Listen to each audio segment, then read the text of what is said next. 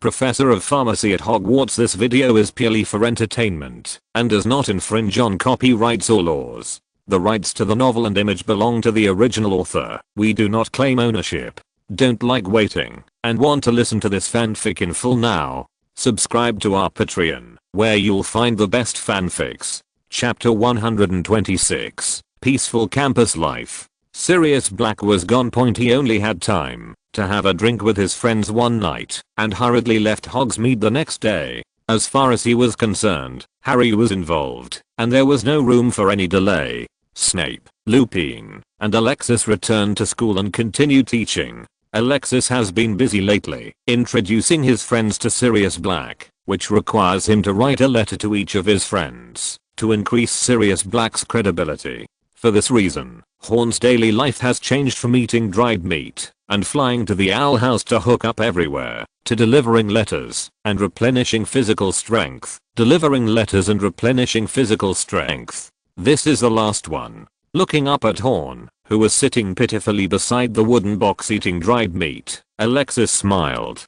Goo. Horn yelled at Alexis, dissatisfied, spread one of his wings to Alexis, and spun around again. Cuckoo.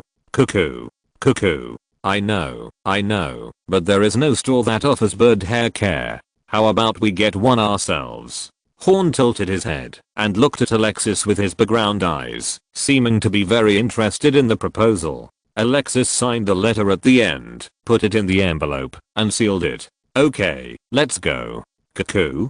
Horn closed the wooden box and landed in front of Alexis. It held the envelope in its mouth, but did not fly away immediately. Instead, it raised its head and looked at Alexis. Well, I'll think about it. If it's really profitable, it's not impossible. Cuckoo. Horn looked at Alexis with contempt, as if to say that he just knows money. Where will your dried meat come from if you don't have money? If you don't have money, you can only eat grass or hunt by yourself. Before Alexis finished speaking, Horn no longer wanted to talk to a guy like him who was full of copper odor, so he spread his wings and flew out of the office. Alexis stood there in a daze, seeming to be worried about Horn. This was of course impossible. He was wondering whether this was the right thing to do. The last letter was to Lucius Malfoy. The letter asked Lucius to secretly visit the Death Eaters in Azkaban and contact as many Death Eaters as possible to inform them that Christmas before and after, they will have a party. Alexis made it clear in the letter the whole story of Quirrell and Voldemort's failure to steal the Sorcerer's Stone. This would let some dull, hesitant Death Eaters know that Voldemort was really coming back, giving them the confidence to rush to the party. The list you want. Alexis's random thoughts were quickly interrupted by Snape. Snape still had a straight face, threw the list on the table, refused to say a word, turned around and left. Wait, Severus. Snape paused slightly and turned his back to Alexis, waiting for him to speak. Do you know how many Death Eaters there are in total? Including those who have not joined the Death Eaters, but follow and believe in Voldemort? Alexis asked.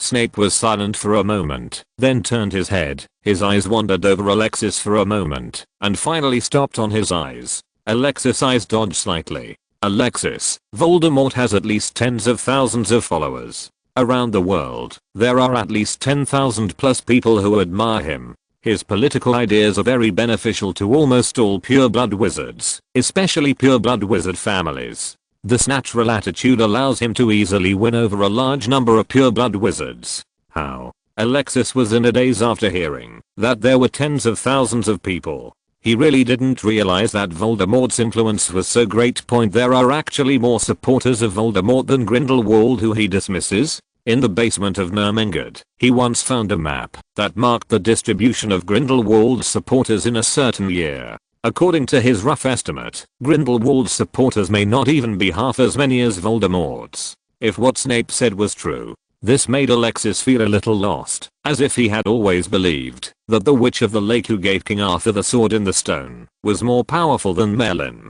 As a result, the witch did not even deserve a name in the entire Arthurian legend. Her popularity is woefully low. What do you seem to be planning?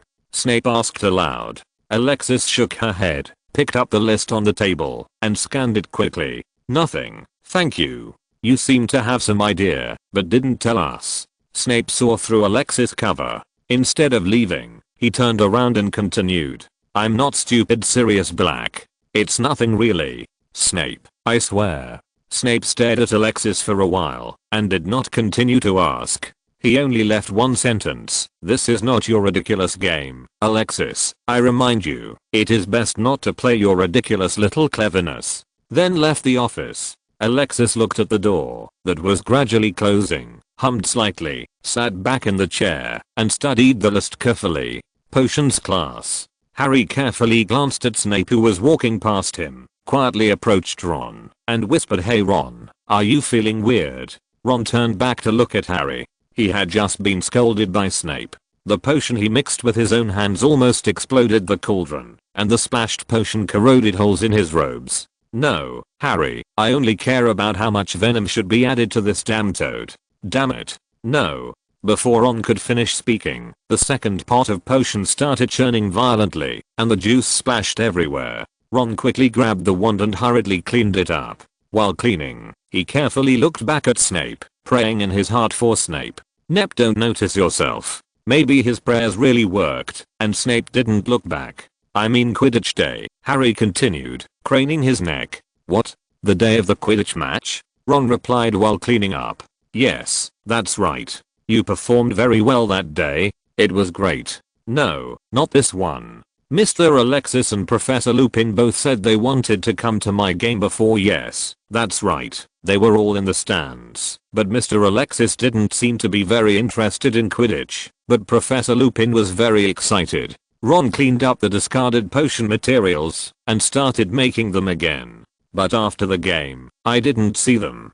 Harry said in a low voice, and Snape, he's not here either. Chapter 127, News about Mundungus. Slytherin lost and Snape left early. There's nothing surprising about that. But they all left, which is weird, isn't it? Harry insisted that there was something wrong with the Quidditch match that day. Alexis and Lupin even said excitedly before the game that they would take them to Hogsmeade to celebrate after the game, but it was about to happen. It was the second game, and the two of them seemed to have forgotten about it. In all the time Harry had known Alexis, he couldn't remember a time when Alexis had broken a promise. On the court that day, I saw Mr. Alexis and Professor Lupin leaving in a hurry, as if something terrible had happened. Harry said mysteriously. Ron turned his head. He frowned at first, and thought about what Harry said, but soon, his eyes were attracted behind Harry, and the expression on his face was gradually replaced by horror. Ron. Harry waved his hand in front of Ron's face. I guess they were chasing Snape out. Do you think they found something? Speaking of this, Harry got a little excited. Harry, I just found out now, Ron stammered. Harry was wondering when suddenly, a force came from the back of his neck, almost knocking him into the table. It seems that our Mr. Potter has completely mastered the timing of processing materials. Snape's sinister voice came from behind Harry, which made the hairs on the back of Harry's neck stand up, and made him stay there. He no longer cared about exploring the secrets of Alexis and Lupin. All he could think about was, it's over, ruined. But what surprised him was that Snape didn't say anything, didn't punish him, and didn't deduct points from Gryffindor. He just slapped Harry and walked back to the front. Mr. Weasley, Snape said as he walked. Ron trembled all over and quickly turned his head away, no longer daring to whisper to Harry. Scared me. After class, Ron complained to Harry that he had been scared to death throughout the whole class, fearing that Snape would come up with some way to embarrass him in class. Harry, you really shouldn't have had the audacity to whisper to me in Snape's class. Harry recalled Snape's every move just now, and his doubts deepened. Why didn't he deduct points from us? Maybe Snape is in a good mood today. Who knows? Ron said nonchalantly. He doesn't look like he's in a good mood today. Come on, Harry, when did Snape not have that expression? Ron said as he grabbed his cheeks on both sides and pulled them down, imitating Snape. I even wonder if he has facial paralysis. My god, he really should see a doctor. Hermione rolled her eyes at Ron. Although she didn't like Snape at all, she felt that it was not good to mock a teacher so brazenly. Okay, Ron. Hermione slapped Ron's hand that was holding her cheek away, then turned back to Harry and said, you make sense. Since the game, Professor Lupin has almost always had his eyes on you. Mr. Alexis said Lupin was also a good friend of my father's. I've never seen Professor Lupin pay so much attention to you before. Hermione complained and continued, and in the morning, I saw Snape going to see Mr. Alexis. As we all know, in order to protect you, Mr. Alexis and Snape were almost incompatible with each other. It is indeed strange that Snape went to Mr. Alexis. Harry and Ron looked at each other and asked in unison, did they have a big fight? Hermione shook her head. I happened to see Snape leaving Mr. Alexis's office. You know, she pointed at Ron, who made a gesture of pulling his cheeks in response. We can't start from Snape. His mood can be judged from his face. Harry. The three people were discussing, and shouts came from far behind. They stopped and looked back, and saw Malfoy a few steps behind them, walking towards them leisurely, with a smile on his face. Fake smile. I bet he's going to give you trouble again. Ron leaned into Harry's ear and whispered. Harry nodded in agreement, and looked at Hermione. Hermione said nothing, but her face showed clear disgust. Harry, you should be with us. We are the same. Not with them. Malfoy walked up to Harry with two followers, and pointed at Ron and Hermione beside him. His face showed his usual arrogance, but there was no such disgusting contempt. If that's all you want to say, we should get to class. Harry finished speaking expressionlessly, paused for a moment, pulled Ron and Hermione, and turned around to leave. He's really ungrateful, Crabbe said to Malfoy. Yes, we should teach them a lesson. Gaul also echoed. Malfoy looked at the three people leaving. A trace of envy flashed in his eyes, and then glared at Crabbe and Goyle fiercely. We should go to class. He repeated Harry's words expressionlessly. Alexis was compiling the list of Death Eaters when a bulging letter was dropped on his desk. Seeing Mundungus' handwriting on the envelope, Alexis put down the list in her hand, and tore open the envelope. A large pile of messy irregular shaped paper strips and strange smelling cloth strips immediately covered the table. Alexis stood up with a headache, and took a deep breath. Naturally, he was happy that Mundungus had news again. It meant that Mundungus was safe, but why didn't he change his bad habit of recording news for anything? In addition, the Yorkshire tragedy has completely become a thing of the past. How did he come to get the news? Alexis took out a few copper nuts to pay the postage, sent the owl away, and began to sort out the information. Corneli Fudge secretly meets Lucius Malfoy. It's useless. He already knew that. Alexis threw the smelly strip of cloth into the trash can, and picked up another. The Aura Command is moving frequently, and most of the auras have been sent to various parts of the UK. This is useless. Rufus is in charge of the Aura Command. What does it have to do with him? Christy Connor of the Aura Command resigned, and all members of the Aura Command held a farewell party for him. Alexis paused for a moment, then crumpled the note into a ball, and threw it into the trash can. Christy has little to do with him. Graduate Nymphadora Tonks has joined Aura training, and is suspected of becoming an Aura. Alexis singled out the message and set it aside. Nymphadora Tonks is the daughter of Narcissa Malfoy and Bellatrix Lestrange's sister and Ramida Tonks, based on Narcissa's relationship with Bella and Sirius Black. Due to blood relations, Nymphadora Tonks is actually Black's niece. Of course, if things go according to history, she will still become Lupin's wife. Alexis found a few more photos from the pile of papers. In the photos, Nymphadora was wearing the shirt of the Weird Sisters, patched jeans and brightly colored hair. She looked like a rebellious witch at first glance. Alexis couldn't imagine how such an honest and well-behaved person like Lupin could meet Nymphadora's eyes. He thought for a while, put Nymphadora's information together, tore it into pieces, and threw them into the trash can. No matter what, Lupin likes young Nymphadora. That is his freedom. As a good friend, he should support her instead of secretly investigating her. As for writing to Sirius Black to inform him, you have a niece who is going to be an Aura, and will be with Lupin in the future. Alexis had never thought about it. With Sirius Black's character, would he care about this? He probably doesn't even remember who Andromeda is. Alexis continued to rummage through the pile of papers for useful information, but the information Mundungus sent him this time was very strange. Most of them were bits and pieces, with hammers here and there, which was confusing.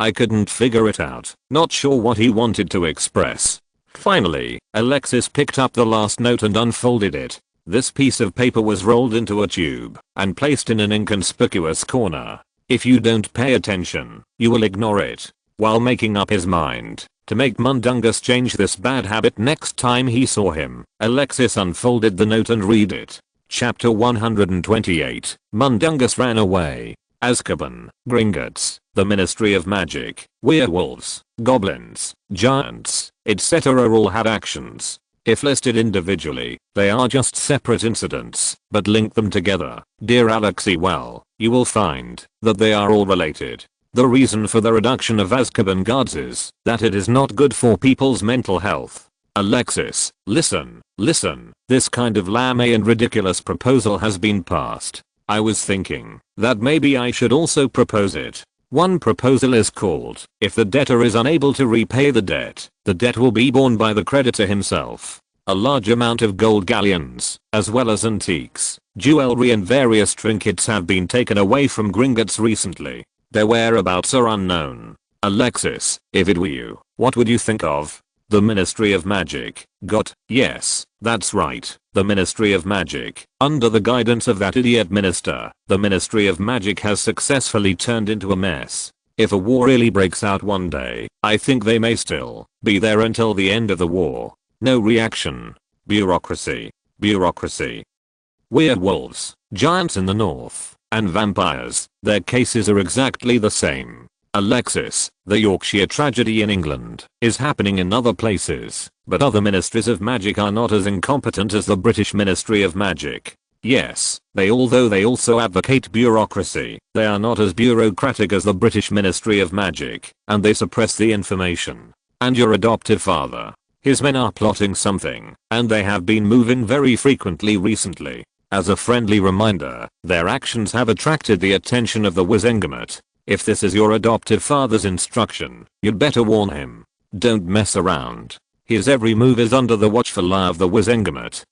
Alexis, the war is coming. I have to leave. This is the last letter. I think the value of this news should be worth at least 100,000 galleons. The extra 70,000 will be considered as interest. Now we two cleared. Bye. Alexis held the note, dumbfounded. Alexis did not go back to question the authenticity of the information collected by Mundungus. His guess was open to question. As for the fact that he refused to pay back the money he owed and packed up his luggage and ran away, Alexis felt that this was said. He asked Mundungus to ask for information, and he was paid every time. He always paid readily and would not bargain with Mundungus. But this time Mundungus said that the pile of junk in front of him was worth 100,000 galleons, and Alexis felt that he had to go to Mundungus to talk about values. Alexis pulled out a special envelope and handed it to Horn after writing, "Send it to Mundungus and tell him if Sirius Black doesn't see him by Christmas, he's screwed."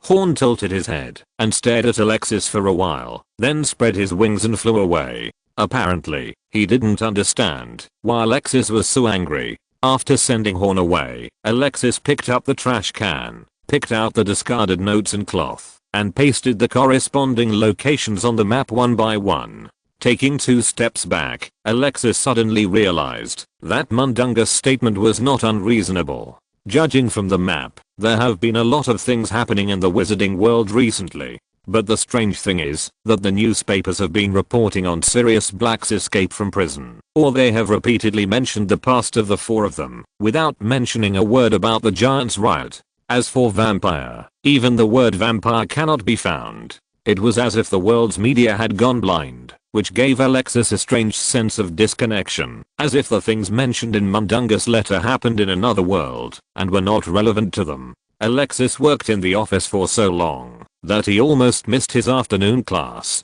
It wasn't until the last minute before class that Alexis hurried into the classroom with the lesson plan under his arm. The classroom was as quiet as ever. Whatever is happening in the wizarding world, it does seem far away to the students at Hogwarts. For 5th grade students, it is even further away. The time has entered late November, half of this semester has passed, and there are still 3/4 of the end of this school year. The 5th grade wizards are about to face the OWL exam, which makes them extremely nervous. The return of Voldemort, the massacre in Yorkshire, that started a trend of lowering the status of werewolves, and the Ministry of Magic's announcement to reduce funding for education are all clouds to them. Apart from studying, the only effective information in their lives is a Quidditch game. That was the only opportunity that allowed them to temporarily forget about the OWL exam, relax a little, and feel like they were still alive.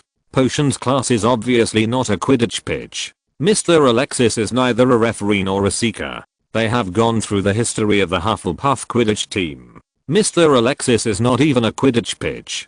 Divination enthusiast. Many of the 5th grade wizards among them even regretted taking the potion course. Alexis stood on the podium and looked down. Although the classroom discipline was good, the listless and half-dead look of the little wizards made him have little desire to lecture. Brace yourself, ladies and gentlemen. Alexis clapped her hands and walked out of the podium. Have you tried the method I introduced to you last time? Alexis was talking about how to cope with the OWL exam when he first taught 5th grade students. He suggested that you can directly look for questions from previous year's OWL exams and review them in a targeted manner. This can save a lot of time just to cope with the exam. There was a sparse response in the classroom. Even the 6th and 7th grade students were not very enthusiastic. Although they do not have the OWL exam, they do have the higher level NEWT exam. In fact, most of the classes taken by 6th and 7th grade students were courses that required sufficient grades for advanced studies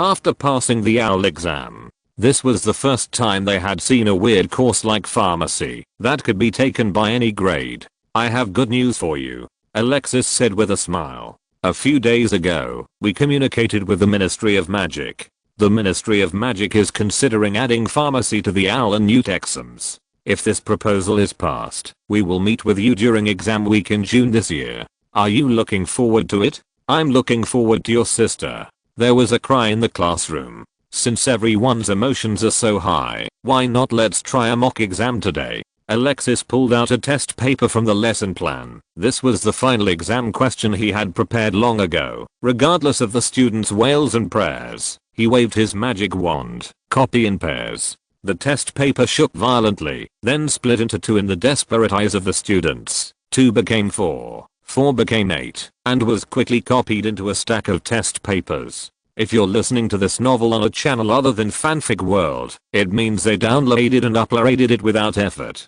We cordially invite you to visit our channel, Mundo Fanfic Novelos. There you'll find the original version of this story and you can explore many other novels of various genres. We're waiting for you to immerse yourself in a world of incredible novels. Chapter 129. Let's take a mock exam. The exam time is 3 and 10 minutes. Only answer the first and second pages. Students with a test score of 45 or above will be exempted from the exam. I will consider allowing you to be exempted from the undergraduate exam during the exam week. As for students whose scores are less than 30 points, you should be careful, Alexis announced as she handed out test papers. You don't need to pack your textbooks. This is an open book exam. You can open the textbooks and look for the answers if you can find them. After distributing the last test paper, Alexis clapped her hands. Okay, the exam begins. After Alexis finished announcing, a large hourglass appeared out of thin air, and the fine sand in the hourglass fell.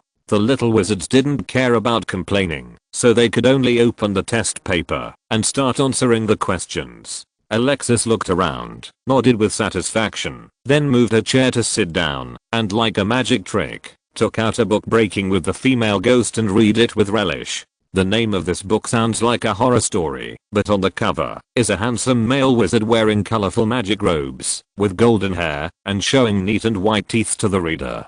Gilderoy Lockhart below the title. The author's name is printed in larger font. This is a hardcover autographed by the great adventurer Gilderoy Lockhart, which was given to Alexis by Lockhart himself. Open the cover and read on the title page, "To my good friend Alexis Felix, I wish you a happy life." Gilderoy Lockhart pouting at Lockhart's exaggerated signature. Alexis turned the dog-eared pages and continued reading. This book was given to Lockhart when he met him while traveling in Africa. He read a small part of it and then kept it in his pocket without reading any more. When he first met Lockhart, Lockhart was disguised as an adventurer. After listening to him talk about his travel and adventure life, he also tried to give him a shot of forgetfulness while he was sleeping. It's a pity that Alexis already knew Lockhart's true face and was caught by him.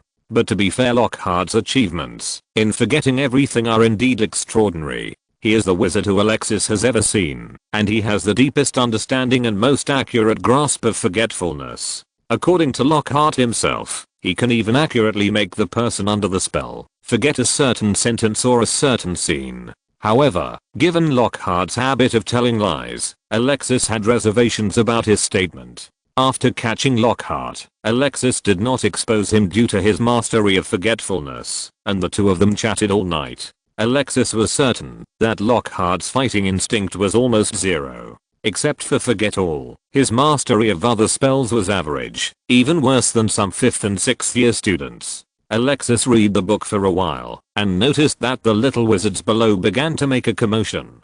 He put away breaking with the female ghost, and looked up below. A little wizard was complaining in a low voice, while clumsily opening the centrifuge, and putting the chopped medicinal materials into test tubes. Distributing test papers does not mean that this in-class test only has a written test. In fact, except for the first few theoretical questions, the rest are all practical exercises. The practical questions Alexis asked were also unique. Some of them required the answerer to process the medicinal materials to a usable level, and some required the answerer to prepare a certain designated medicine. Even the last question was a direct scenario simulation application. The little wizards muttered and complained while processing the materials. As time passed, they quickly came to the last question. You and your friends secretly went to play in the Forbidden Forest. You were having so much fun that you forgot about time. Unfortunately, you stepped into the spider's territory and got bitten by a spider. You and your friends fled in a hurry and finally left the spider territory and came to a lake. It was the full moon at the top of the sky, and the beautiful moon was reflected on the lake. The scenery was very beautiful. However, you have no time to appreciate the beautiful scenery. Under the influence of the venom, your vision and hearing have begun to hallucinate, and your mouth has begun to taste the bitter almond taste of Zadangsing Point. You must use the herbs around you to prepare potions as quickly as possible. Please get started as soon as possible. This question was asked inexplicably. It did not give the species of spiders, nor the types of herbs available around us, nor the equipment that is allowed to be used. It did not even explain whether it was limited to the content of the pharmacy course, because in the field of potions, even among the healing spells, there are many methods that specifically target spider toxins. Mr. Alexis. The 6th grade students were much more courageous. They raised their hands directly after reading the questions. My last question. Are there any other restrictions? Alexis walked off the stage with a big smile on her face. Of course not. I think you just need to put yourself in their shoes and think about what you would do if the scene described in the question really happened to you, and then just answer like this. The little wizards nodded in understanding and began to answer questions. Soon, the hourglass sand on the table drained away, and Alexis stood up again. The test papers are coming. The test papers on the little wizard's desk were summoned back to the lecture table one by one and neatly stacked together. Alexis waved her wand, and several quills flew out automatically, jumped onto the test paper, and started grading. After 10 minutes, the last test paper was marked, and the quill jumped back to its original position. Alexis looked at the time point. He spoke. There are still 2 and 10 minutes left. We can talk about this test paper. He picked up the top paper and looked at it. It happened to be the paper of the little wizard who asked the question. The answers to the previous questions can be found in the textbook. Now let's talk about the last question. First of all, this is not the middle of winter. Alexis pointed out the window. Although it is winter now, the title stem clearly says the moonlight is reflected on the water of the lake, so it is not actually winter. As soon as these words came out, several young wizards immediately started crying. Then, the most aggressive spider in the Forbidden Forest is actually the acromantula. This giant spider is cruel by nature and likes to eat human flesh. In other words, the spider venom in the question is acromantula venom. A few more little wizards slumped their shoulders. The question mentioned that it was by the lake. Alexis took out her textbook. Turn to page 58. You can find Phragmites australis, Dieffenbachia, and Monstera deliciosa. Both Monstera deliciosa and Phragmites australis can effectively relieve poisoning, giving you time to find a way out instead of running around in the Forbidden Forest. Finally died in a corner. Their treatment is also very simple. Just chop it up, mash it and apply it on the wound. Alexis nodded. Below is another large swath of wailing. The first 2 pages of this paper have a total of points, and the last question has points. After deducting these points, they only have points. If they make 2 mistakes in the first 2 questions, their scores will fall below the passing line and become get dangerous. Mr. Alexis, can't you use a magic spell? A young wizard asked unwillingly. Yes, of course you can, but you must clearly state the spell you used and the scale of the spell. Alexis said. In the question, you are in a state of semi-losing vision, hearing, and taste. This scale it's hard to grasp.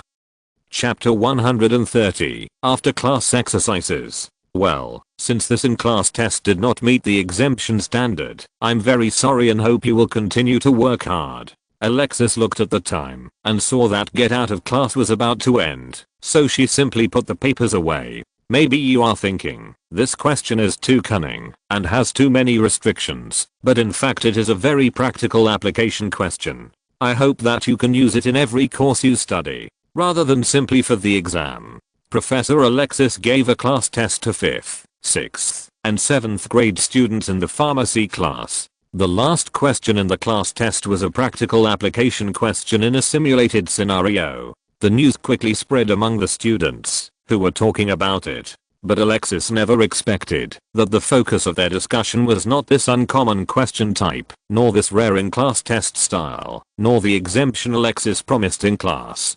But, is there really an acromantula in the Forbidden Forest? And is there really a lake in the Forbidden Forest? Only a week had passed since the in-class test, and Professor McGonagall came to visit. Alexis, you can't encourage students to break into the Forbidden Forest so openly. Professor McGonagall said loudly with a serious face, and her voice almost reached the corridor outside. The Forbidden Forest is a very dangerous place for them. The school does not allow students to enter the Forbidden Forest for safety reasons. I just asked a question, Professor McGonagall. Alexis explained with a smile. God knows why he was as frightened by Professor McGonagall as a mouse by a cat. Is it because Professor McGonagall's animagus form is a cat? He is not an animagus, and even if he is, his animagus form cannot be a mouse. Alexis, I know, but you also need to know that not everyone has your talent. Even you have suffered a lot when you broke into the Forbidden Forest without permission.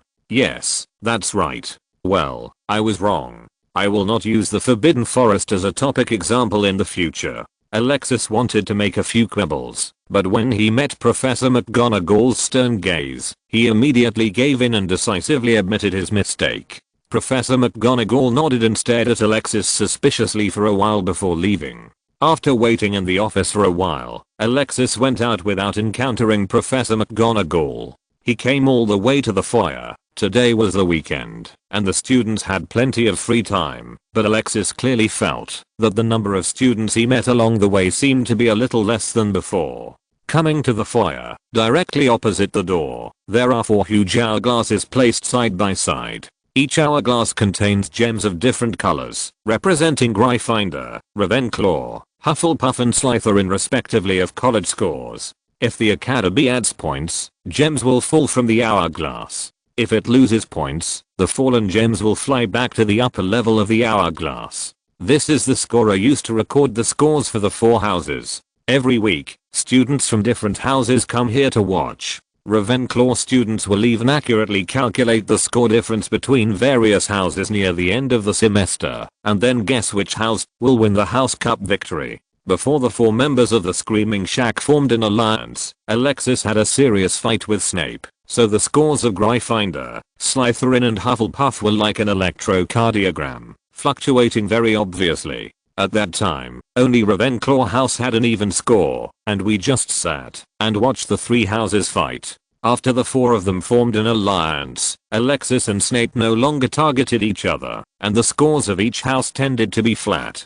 Although some houses, such as Gryffindor, deducted points every week, overall it is said that the scores of each college are on the rise. But now, this week, Gryffindor scores continued to decline, followed closely by Slytherin, and even Ravenclaw, who had always watched the excitement, also showed a downward trend. On the contrary, Hufflepuff was still rising slowly and slowly. Alexis stood for a moment in front of the 4-hour glasses, shaking his head and smiling bitterly. He could never have imagined that an ordinary practical application question of his would cause such a big reaction among students. What puzzled him even more was, what were they doing in the Forbidden Forest in the middle of winter? Even when he and Lupin were in school, they would go out less often in winter. They often stay indoors in winter so as not to go out and get cold. What do today's students think? Is the brain circuit so strange? Alexis thought this, and saw Dumbledore coming down from the stairs out of the corner of his eye, and quickly covered his face and retreated.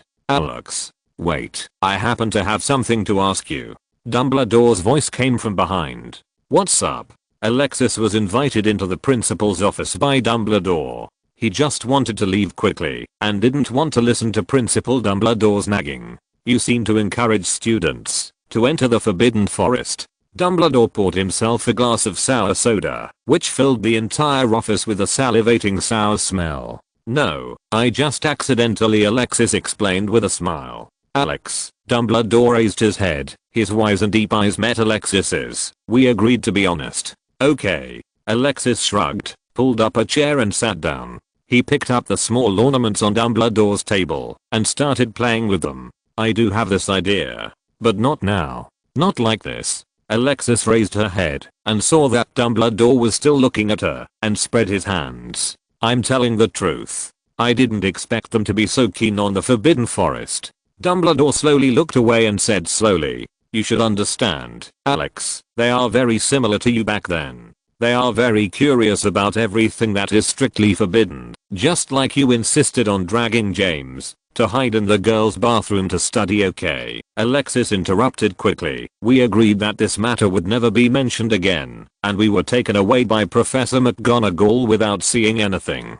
Unfortunately, it was too late. The portraits of previous principals hanging on the wall of the principal's office had already turned into smiles. What's so funny? Alexis is an old acquaintance here. Maybe other people will be polite to these portraits, but Alexis, who has been looking around this office since he was a child, will not. He is very familiar with these guys. Phineas, I want to tell you that the last bloodline of your Black family is Sirius Black. I think you know what I mean. Alexis turned back to the portrait that was laughing the loudest. Poor Sirius Black. He hasn't even gotten married yet and has no plans to continue his bloodline. He feels deeply ashamed that the blood of the Black family flows in his body. He doesn't want to let this bloodline continue. Poor Phineas. What do you think we should do?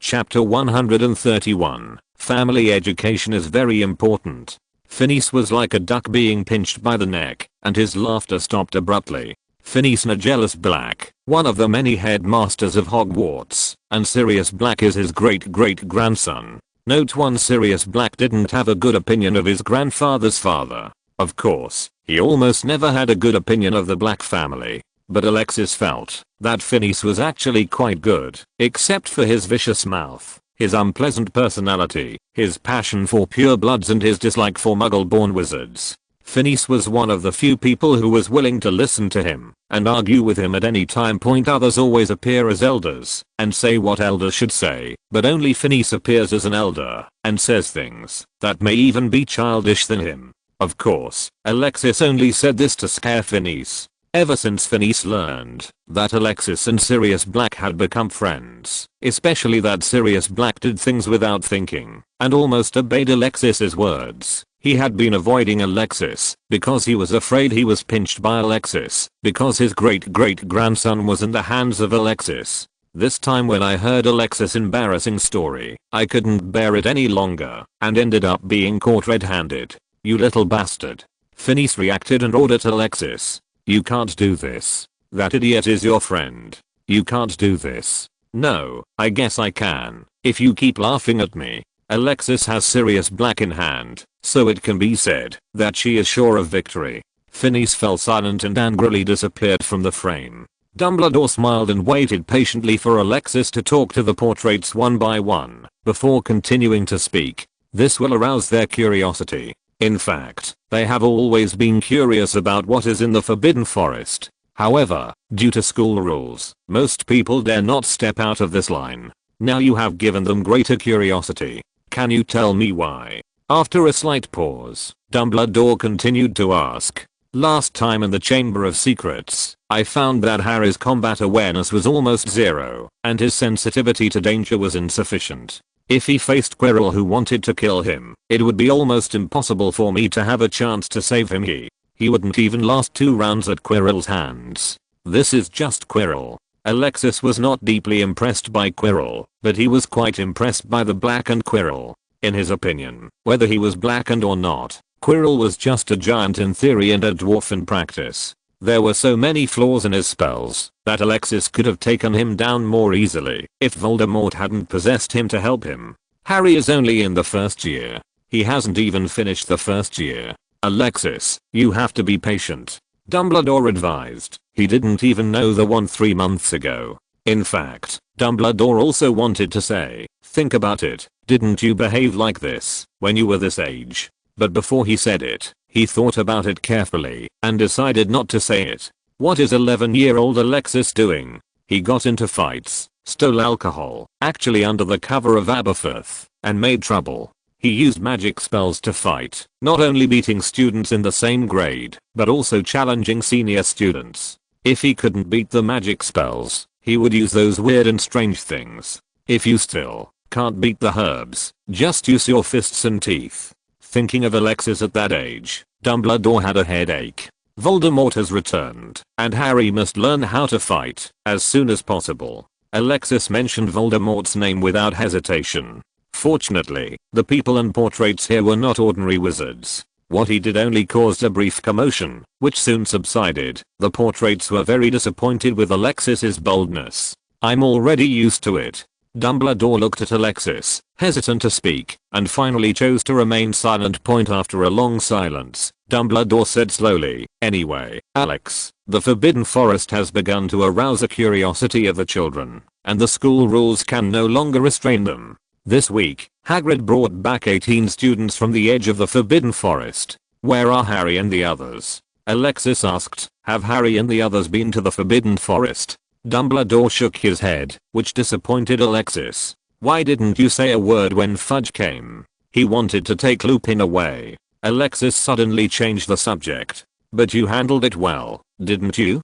Dumbledore said with a smile and a wink. Alexis snorted. He always felt that something was wrong. It was true that he handled it well, but it seemed that things should not be like this. But he's taking Lupin away. Alexis insisted.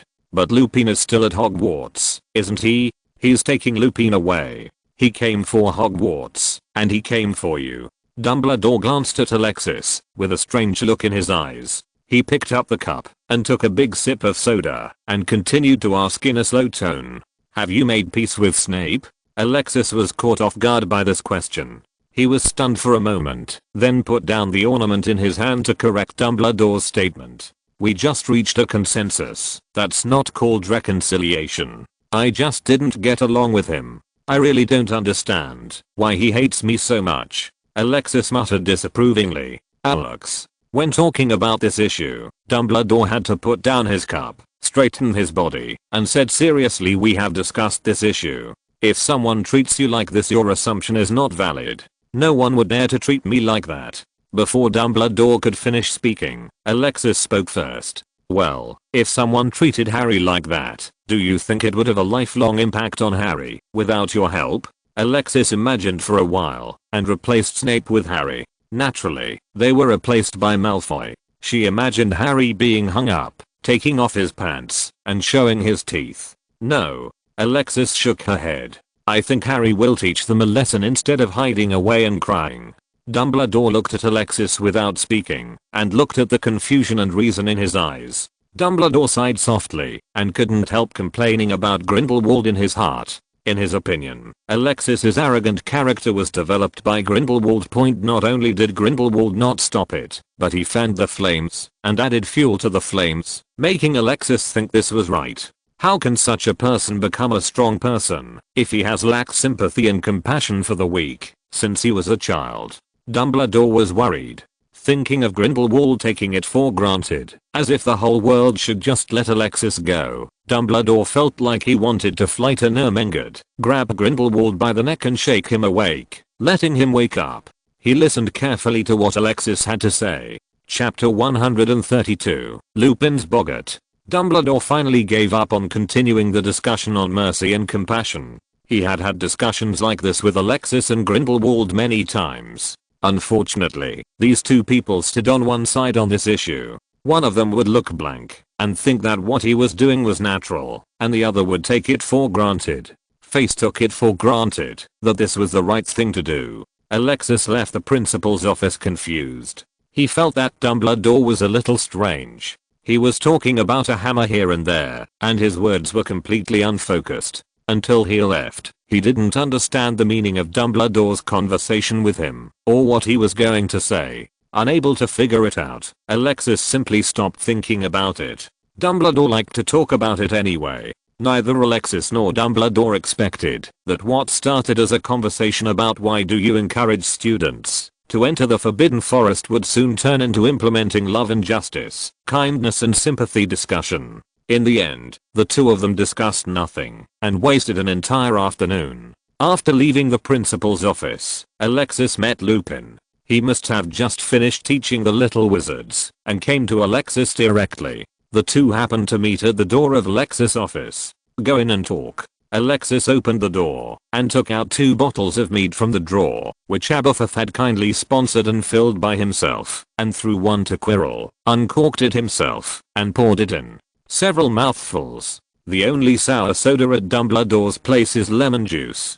Journal. Lupin skillfully caught the bottle, placed it on the table, raised his head and said, "What are you going to do with the diary?" Alexis was stunned and looked at Lupin suspiciously. "Isn't everything settled? It's only been a few days, but Quirrell has forgotten everything. Or is it that a werewolf only has 7 seconds of memory?" Thinking of this, Alexis looked at Lupin with something wrong. He put down the bottle and slowly reached into his open windbreaker with one hand. "I mean, Alexis, it dawned on me that maybe destroying them would be a better option." Lupin didn't notice Alexis' alert posture. He spread his hands with a very serious expression. "Why? Didn't we agree?" Alexis did not let down his guard. He continued to maintain a posture of being able to pull out a wand and defeat the opponent at any time. "Lupin, what happened?" Lupin pursed his lips and sat down slowly. He seemed a little nervous. He ran his hands through his hair and rubbed his face hard twice before looking up at Alexis. "Just now, a boggart broke into my office." When Lupin said this, he paused, swallowed nervously, and his pupils narrowed slightly. "What did you see?" Alexis asked. Boggart is a non-existence unique to the magical world. No one knows what a boggart looks like when he is alone, because he will immediately turn into an observing and fearful person. The wizarding world generally believes that boggarts are not a kind of creature. They are similar to dementors and mischievous elves. They are a structure that people cannot understand at present. Some wizards have specifically studied boggarts, but with little success. Most wizards currently believe that boggarts exist based on human emotions. This is deduced from the fact that they will deform based on observing the fear in their hearts. Boggarts cannot be killed, and when someone tries to kill one, more will always appear. Alexis thought this was nonsense. He had observed boggarts. In his eyes, boggarts were just a ball of projections that kept changing their appearance back and forth. Alexis didn't believe that boggarts were the product of human emotions. He found this inference to be a bit taken for granted. If it is assumed that man is the center of the world, the master of all things, and that everything in the world exists and operates around man, then maybe boggart may really be the product of human emotions. But unfortunately, Alexis knew that man was not the center of the universe. Moreover, this inference is neither rigorous nor scientific. In the zoological research that Alexis is currently doing, he specifically lists existences such as boggarts, dementors, and mischievous elves separately, classifying them as unknowable mysterious categories, because he firmly believes that only people's current observation method is not sophisticated enough, so it is impossible to solve the mystery of the boggart. However, it is true that Boggart can reveal people's inner fears. To a certain extent, he has the same effect as the mirror of Erased. I didn't see the full moon. Lupin lowered his head and buried it deeply between his arms. The large and heavy robe made his voice sound low and dull. Hearing this, Alexis took back her hand in her arms. For now, not many people know the secret that Lupin is a werewolf, and only James and the others know that the Boggart that Lupin saw will turn into a full moon. I saw Voldemort. Lupin's voice made him look extremely nervous, but Alexis stared at Lupin motionless. As if he felt something, Lupin raised his head and looked at Alexis. He looked down at himself in confusion, and then looked up at Alexis, a little confused. Lupin. Alexis suppressed a smile and sat at the other end of the table. Listen to me, Lupin. Voldemort is not that scary. He is not that powerful. If he is really as powerful as the rumors say, why was he killed by the killing curse? This means that he will die too.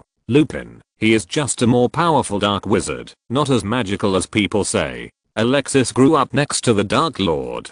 There were many books in the Nurmengard bunker that recorded even scarier legends, which he listened to as bedtime stories. At this time, seeing Lupin becoming frightened and anxious because of a Boggart, Alexis felt that it was necessary to talk to him about scientific knowledge. Because of the existence of magic spells, the wizarding world's beliefs are not as complicated as those of muggles. Simply put, wizards don't seem to have any beliefs. Wizards do not believe in ghosts and gods. In their view, ghosts and gods are just more powerful wizards. In history, there are many records of wizards being recognized as ghosts and gods by muggles. The lack of faith makes wizards bold, which indirectly gives birth to many dark wizards. Through their research on magic spells, they have indeed promoted the development of the wizarding world, but they have also caused many vicious incidents. But on the other hand, wizards are very superstitious. Alexis has had a lot of contact with the muggle world. He has seen muggle scholars explain nature through theory and logic, explore unknowable phenomena, and reveal the truth of reality.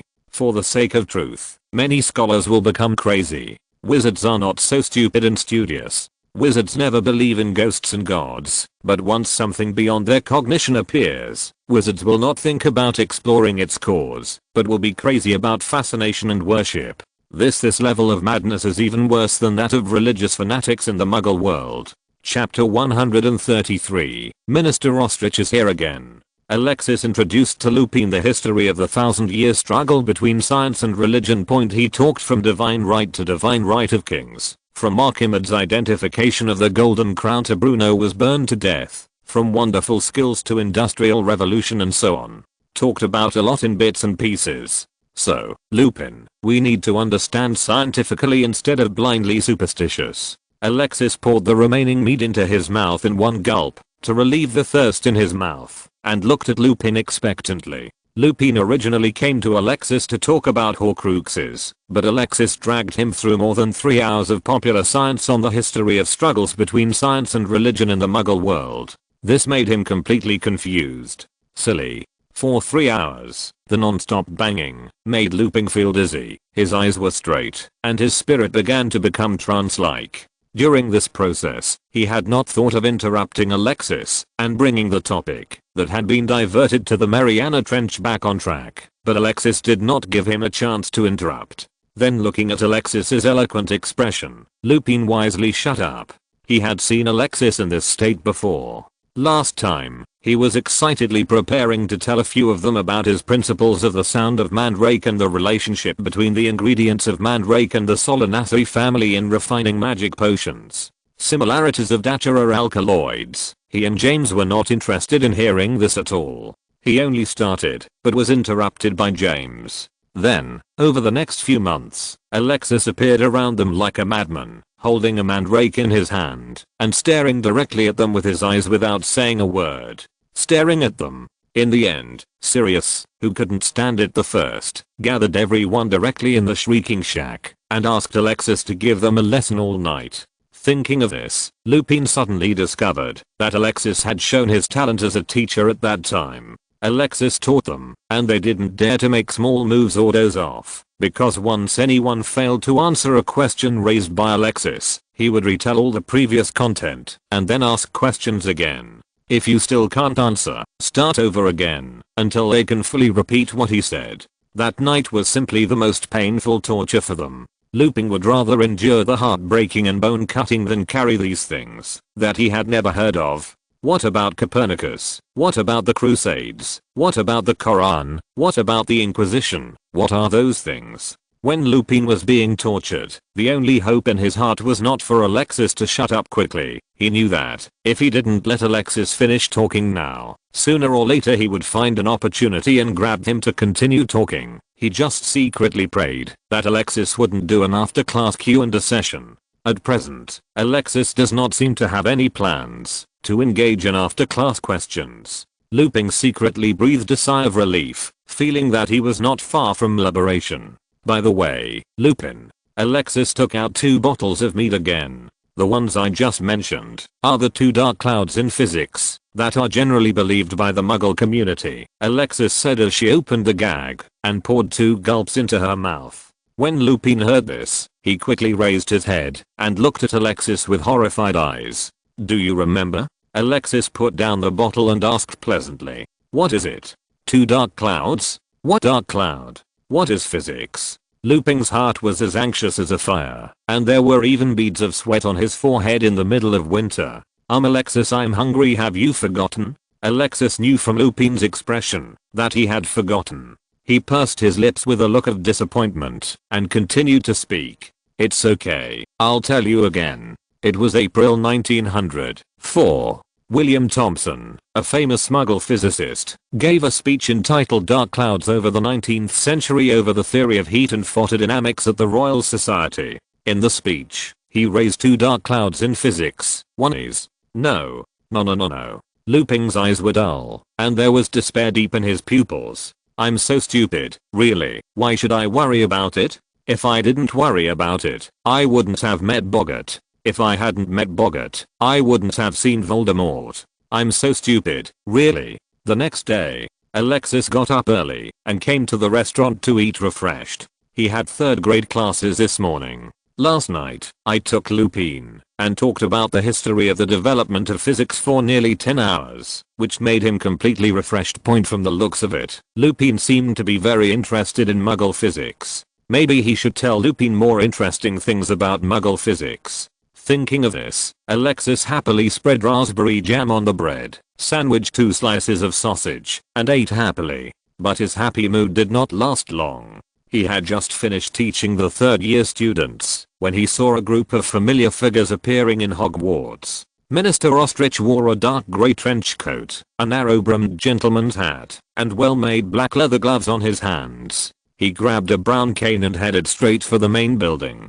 Following Minister Ostrich, there is a little cutie in a pink lace tutu skirt. There is a big light pink bow on the pink gauze hat. The little cutie is holding a similarly pink bow in her hand. He was wearing a leather bag and followed Minister Ostrich with small steps. Melon on. Alexis looked at the cracked powder on the little cutie's face, the pinching nasolabial folds, and the powder that seemed to be flying in the wind. He almost spit out the raspberry jam he had eaten in the morning intact. It seemed that Alexis' eyes stayed on the little cutie for too long. The little cutie turned around, tilted her head slightly towards him, raised her paws wearing light pink leather gloves and waved, with a look of embarrassment on her face. A sweeter smile than Honeydukes candies in Alexis's opinion. Honeydukes candies are not only sweet, they are still sweet vomit. Alexis couldn't hold it in any longer, and grabbed the handrail of the stairs and retched. His good eyesight allowed him to see clearly. When the cute tilted his head and waved, the foundation on his face did crack. Mr. Alexis. Cedric's exclamation came from behind. Chapter 134. Time Turner. The movement here alerted Minister Ostrich, who was walking in front.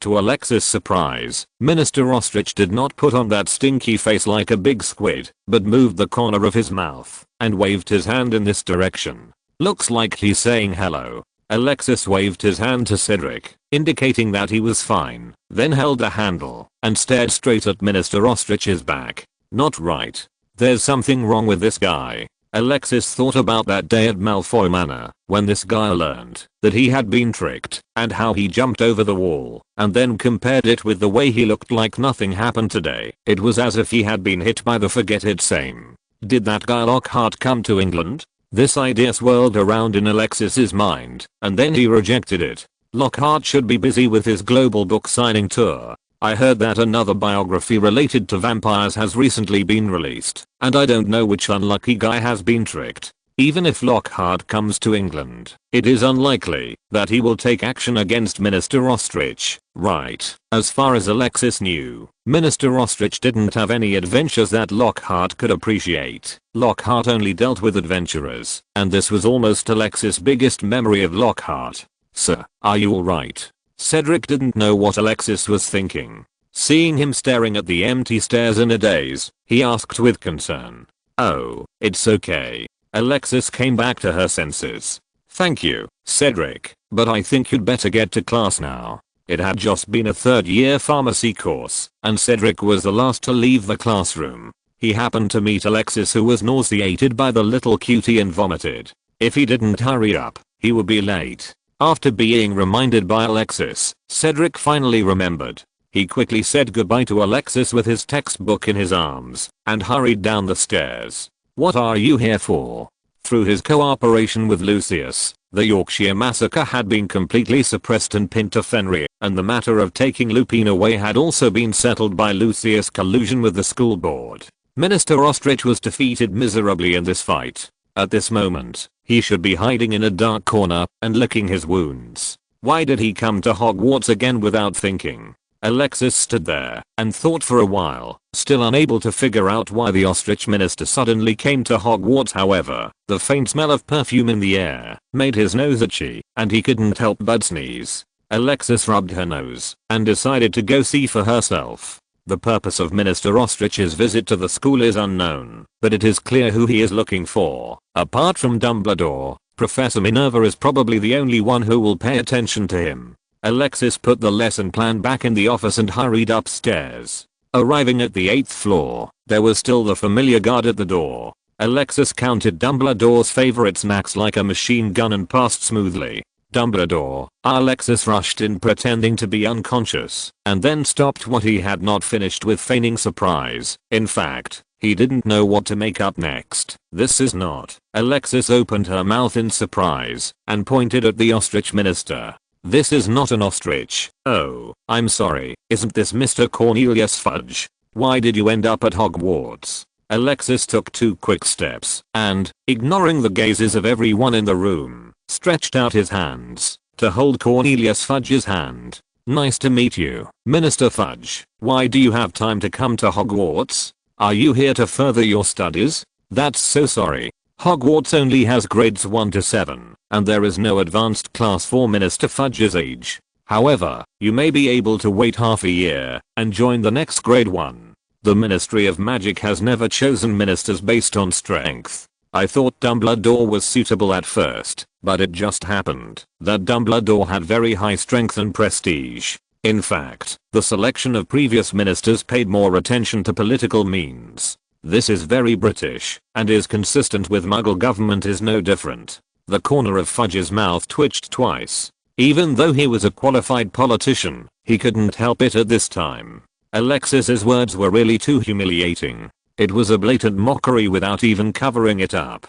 He glanced at Dumbledore, who was standing beside him, and realized that, although Dumbledore didn't speak, he was staring directly at him with a pair of sharp eyes. Fudge could only smile stiffly and remove his hand from Alec. Sif withdrew his hand. "Mr. Alexis, I'm here to deliver the funding approved by the Ministry of Education this year." Cornelius Fudge pointed to the light pink leather bag placed on the table. The cute pink leather bag had been opened, revealing several grant letters and financial bills issued by Gringotts. "Anyway, there is not a copper nut in the cute pink leather bag." Alexis took a closer look and quickly took 2 steps back. The pungent smell of perfume came again. "Okay, Alex, stop it."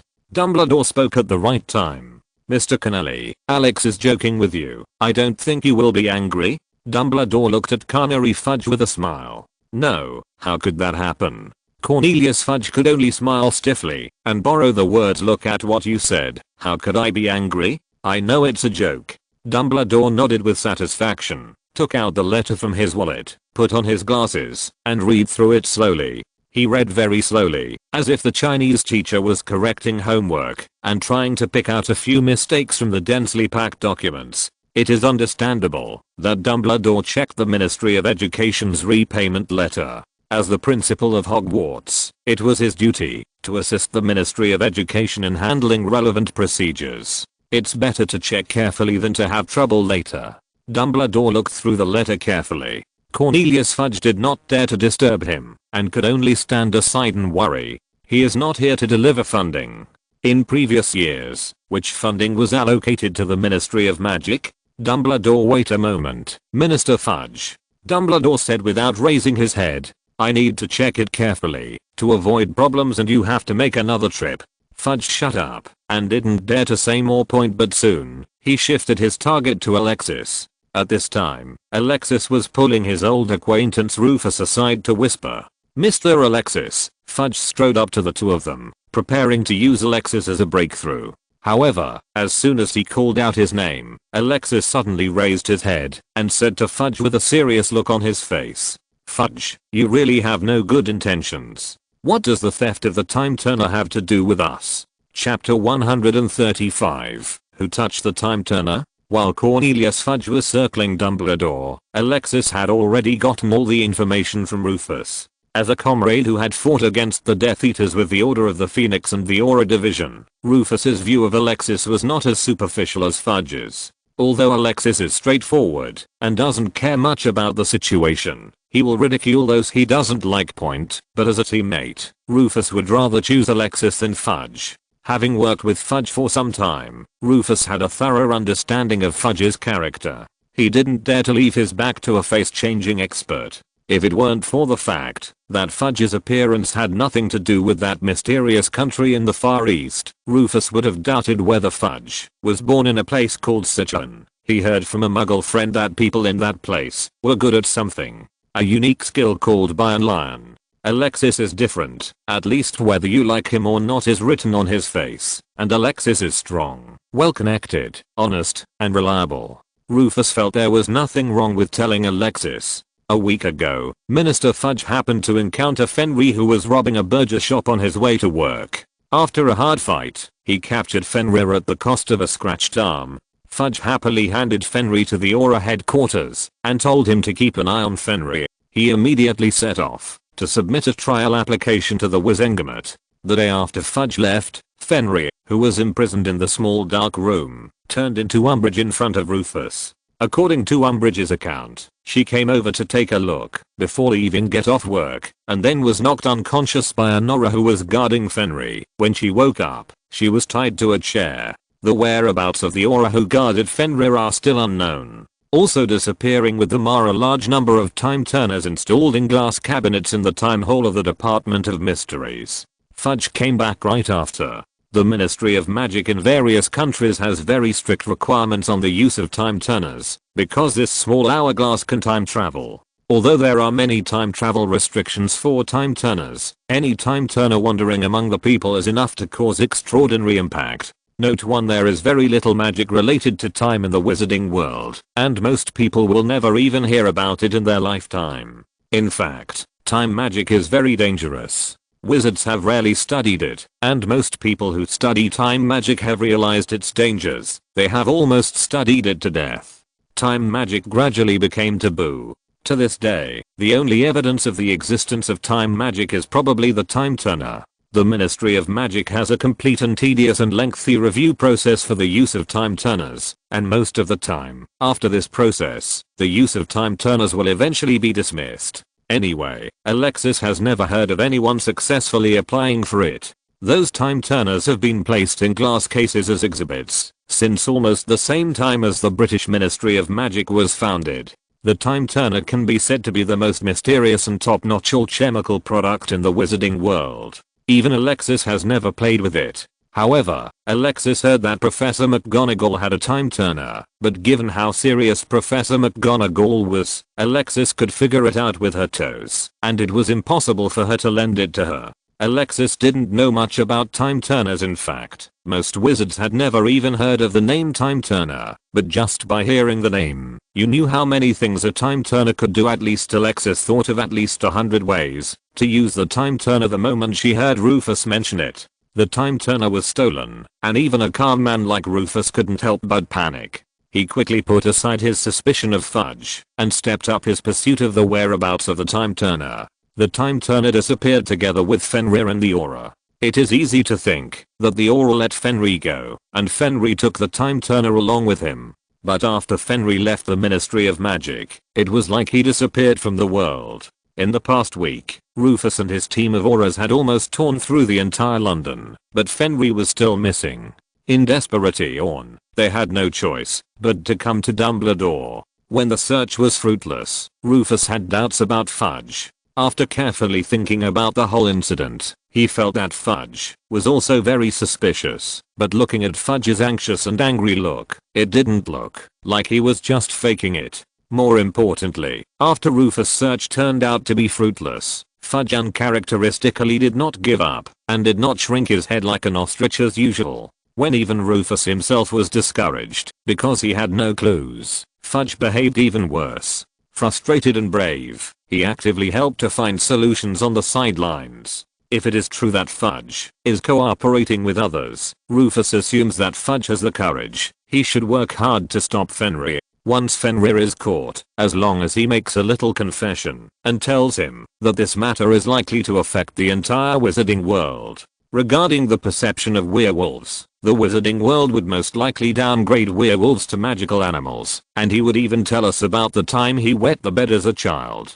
This wouldn't be of any benefit to Fudge if Fudge was really Fenrir's accomplice. In the end, out of desperation, Fudge even offered to come to Hogwarts to seek Dumbledore's help, which made Rufus's last doubt about Fudge disappear. When Alexis called him out, Fudge felt a flash of embarrassment on his face, and then he let out a long sigh of relief, and his shoulders slumped. The delicate and arrogant look on Fudge's face was replaced by deep anxiety. He even cancelled the stiff smile on his face, turned his head, and walked to the table, pulled up a chair and sat down. The cute Umbridge on the side wanted to step forward to help, but Fudge pushed her away roughly.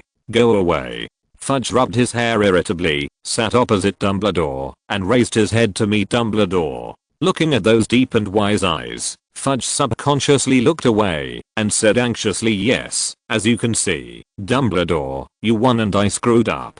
Then he turned his head sharply and began to look at Dumbledore without hesitation, which surprised Dumbledore a little. He could even see the bloodshot eyes on Fudge's eyes. "But this is not my business alone, Dumbledore. You have to help me. If you're listening to this novel on a channel other than Fanfic World, it means they downloaded and uploaded it without effort. We cordially invite you to visit our channel, Mundo Fanfic Novelos. There you'll find the original version of this story and you can explore many other novels of various genres. We're waiting for you to immerse yourself in a world of incredible novels. Chapter 136. Here's Anxious. Help you?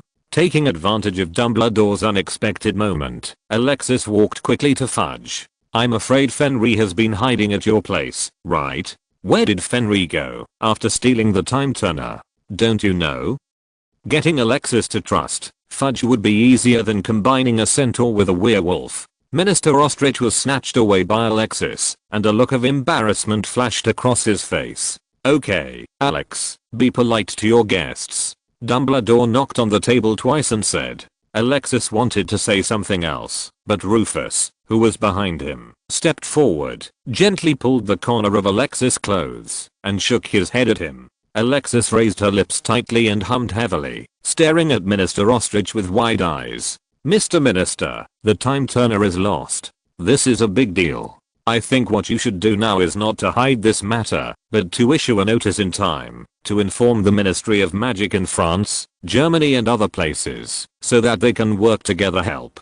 I don't think the thief who stole the time turner was stupid enough to still be in the UK." Fudge didn't respond immediately. He lowered his head slightly and began to think about Dumbledore's suggestion. Alexis glanced at Dumbledore and interrupted at the right moment. Mr. Fudge is reluctant to part with it. I'm afraid he would like to cover up his mistakes more tightly. Alexis Lee said with gestures, with both arms spread out, making an exaggerated gesture. Making such a big mistake is the Minister of Magic's dereliction of duty in any case. I'm afraid no matter how this matter ends, Fudge you sir can no longer be the Minister of Magic, am I right, Minister Fudge? Alexis was deliberately irritating Fudge, expressing his concerns, and blocking his escape route. At the same time, this was what Dumbledore didn't finish. As Dumbledore, naturally he would not, and should not say such things, but Alexis was different. He did not have Dumbledore's scruples. Rufus, I'm not talking about you. Alexis was keenly aware of Rufus' reaction behind him after hearing his words, so he added 2 more sentences. If our Minister Fudge hadn't made some small moves at the beginning, that madman Fenrir would have been imprisoned in Azkaban long ago, and these things would never have happened.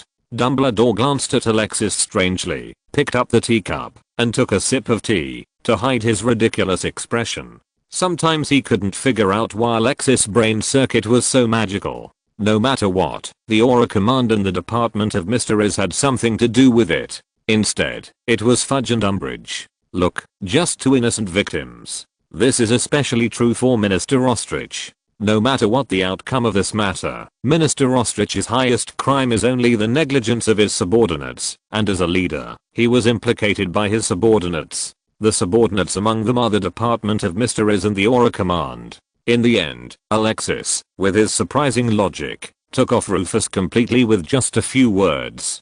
Dumbledore had to cover it up by drinking tea, otherwise he was afraid that he would laugh out loud. Rufus, who was standing behind Alexis, looked at Alexis with wide eyes and disbelief on his face. He is a decent person, and decent people tend not to shirk responsibility from others. They are used to soliciting responsibility from themselves, and believe that they have their own responsibility for everything.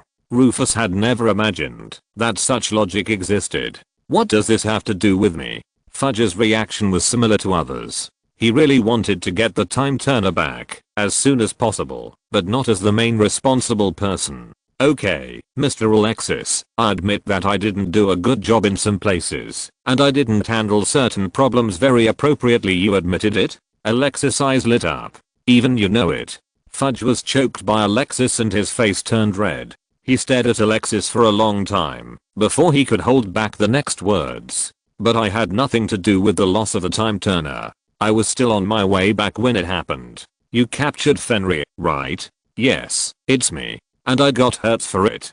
I said before that I contacted Fenrir and offered the exchange conditions, right? Yes, it was me, but because of your relationship with Lucius, this matter had to be put on hold. The opportunity to seize all the murderers of the Yorkshire tragedy was missed because of you and Lucius. Alexis didn't care what Fudge threw at her head.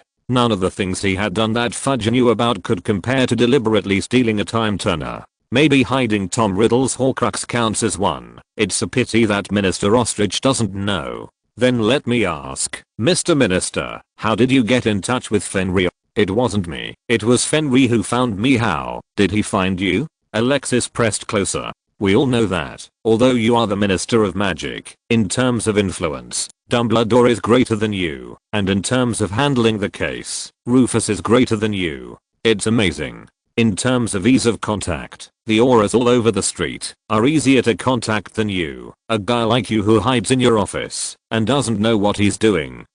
Excuse me, Mr. Minister, why didn't he find someone else but you? And how did he contact you? We all know that Fenrir is cruel and barbaric, but his ultimate goal is to improve the status of werewolves as a whole. This is not the decision of one place in the British Ministry of Magic. This matter needs to be tried by the Wizengamot court. Members vote collectively. He is one of the councillors of the Wizengamot, and Dumbledore is also the chief of the Wizengamot. Why didn't he find someone else but you? Or is it that this matter is simply false? It was you who contacted Fenrir. What agreement did you reach? What did you promise him in exchange for his help? What help can I get in exchange? What help can Fenrir provide me? Minister Ostrich was sweating profusely under Alexis's aggressive questioning. He hadn't slept much since the time turner was lost a week ago. The irritability caused by the lack of sleep, coupled with the anxiety caused by Fenrir and the time turner, suddenly broke out at this time, which made him control himself.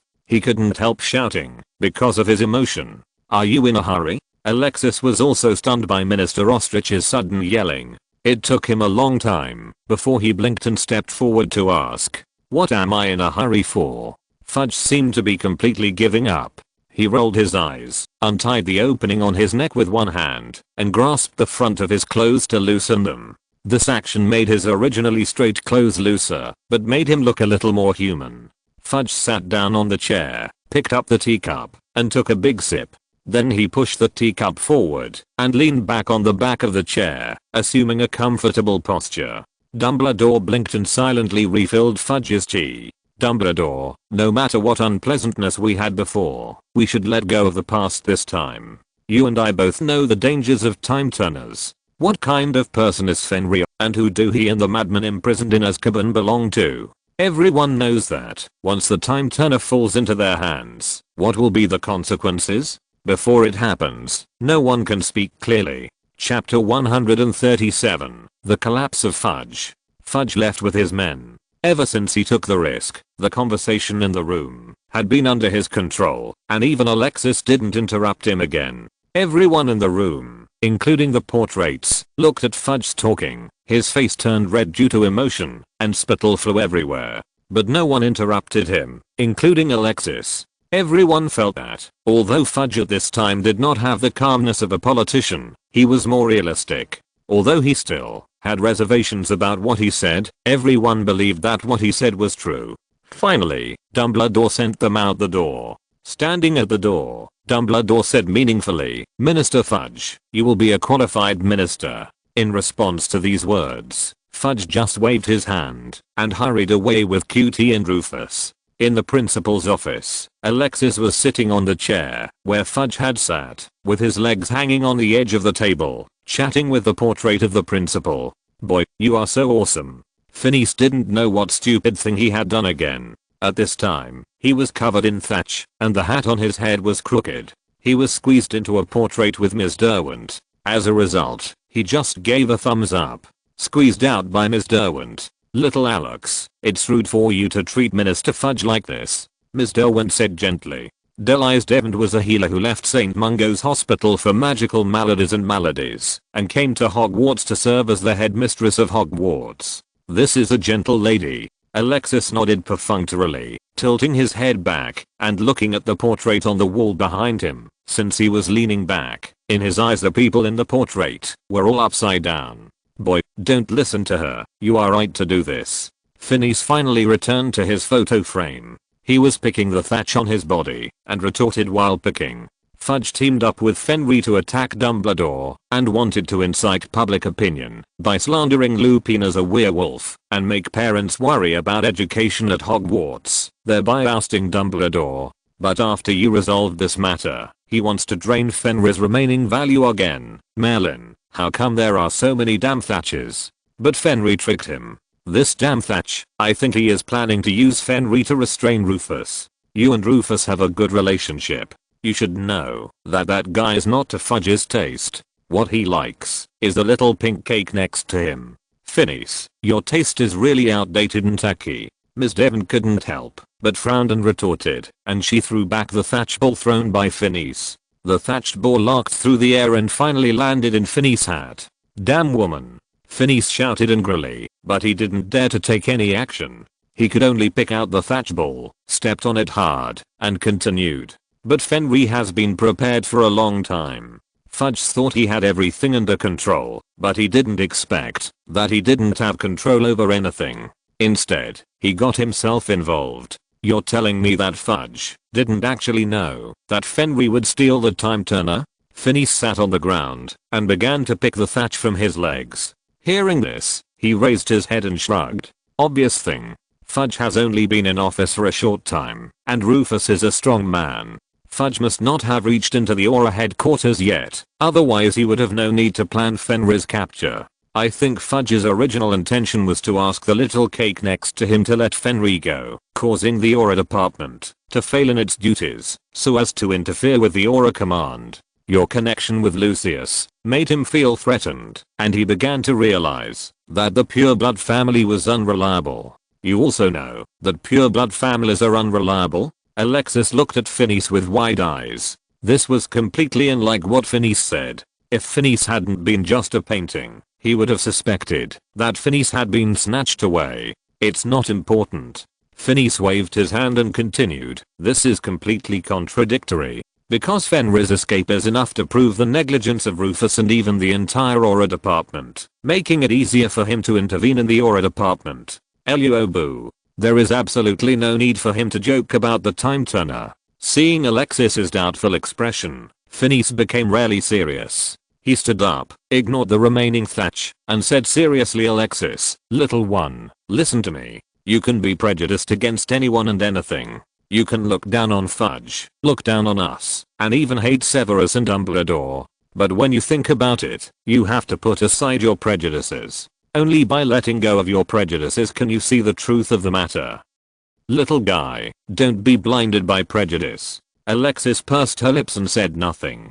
So, Fudge knew that Fenrir would escape, but Fenrir also planned to steal the time turner behind Fudge's back. Because the one who let Fenrir go was an Aura. Fudge is not yet capable of intervening in the Aura department. Phineas didn't pay attention to Alexis' silence. He finished his analysis completely, then sat on the ground, and continued to pick thatch from his body. Alexis thought along Phineas's train of thought, and felt that what Phineas said made sense. Fudge obviously couldn't get involved in the Aura department, and Umbridge obviously couldn't continue to lie in front of the time turner. What she said about an Aura teaming up with Fenrir to knock her out was very likely. Really? After all this calculation, someone who has the ability to place an internal agent in the Aura department may be the real culprit behind the theft of the time turner. Alex, what do you think about this? Dumbledore asked as he walked into the headmaster's office. Alexis told Phineas's guess.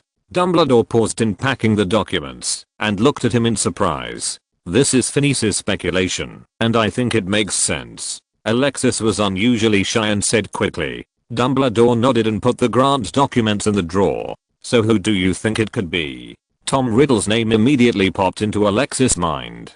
Voldemort. Alexis blurted out. After failing to steal the Philosopher's Stone, he most likely wanted to use the time turner to obtain the Philosopher's Stone. Alexis said this and looked at Dumbledore. After I returned it to Nicolaim, he decided to destroy the Philosopher's Stone. Dumbledore seemed to know what Alexis wanted to ask and said directly, the Philosopher's Stone is destroyed. Voldemort's only way to get the Philosopher's Stone is with a time turner. Dumbledore nodded, and he pulled out a class schedule, which recorded all the work for the rest of the semester, including courses, exams, holidays, activities, etc. After staring at the list for a while, Dumbledore put the list back into the drawer and said, Alex, I'm afraid you won't be able to return to Nurmengard during the Christmas vacation. Chapter 138. The water is muddy. I need you to go to Azkaban with a few people. I have promised Grindelwald to have dinner with him on Christmas Day. The time turner is important, but compared with family members, it seems not that important. He should also agree with my idea. Dumbledore's mouth twitched, and he said with an ugly expression. Alexis was silent. No wonder. Both people in the room knew that Dumbledore was lying. If Alexis said he wanted to blow up the moon, Grindelwald would agree, and he might even ask, do you need any help? If you tell me, he would give up the opportunity to share Christmas dinner with Alexis and agree to Alexis's request. Alexis went to that damn place in Azkaban on Christmas Eve. What a joke. If the time turner was stolen, what does it have to do with me? Grindelwald, I didn't steal it. After a brief, awkward silence, Alexis tried to break the awkwardness. Me? He asked calmly. Am I the only one who goes to Azkaban? Dumbledore shook his head. Moody and Flitwick will go with you, as well as some Auras. Alexis nodded knowingly. This was to let him guard against anyone rescuing the Death Eaters imprisoned in Azkaban. If there's any time in recent times that's easiest to get started with, it's Christmas. In Alexis' view, Christmas is very similar to the Eastern festival called Spring Festival. People do not believe in Christianity, which does not prevent people from celebrating Christmas. Christmas is a holiday, shops close early, families get together to prepare Christmas dinner, and everyone gathers around the table to enjoy Christmas food together. Even in the UK, this is a time when everyone is most relaxed. As long as the Dementors outside Azkaban are eliminated, Voldemort's lackers can easily release their kind.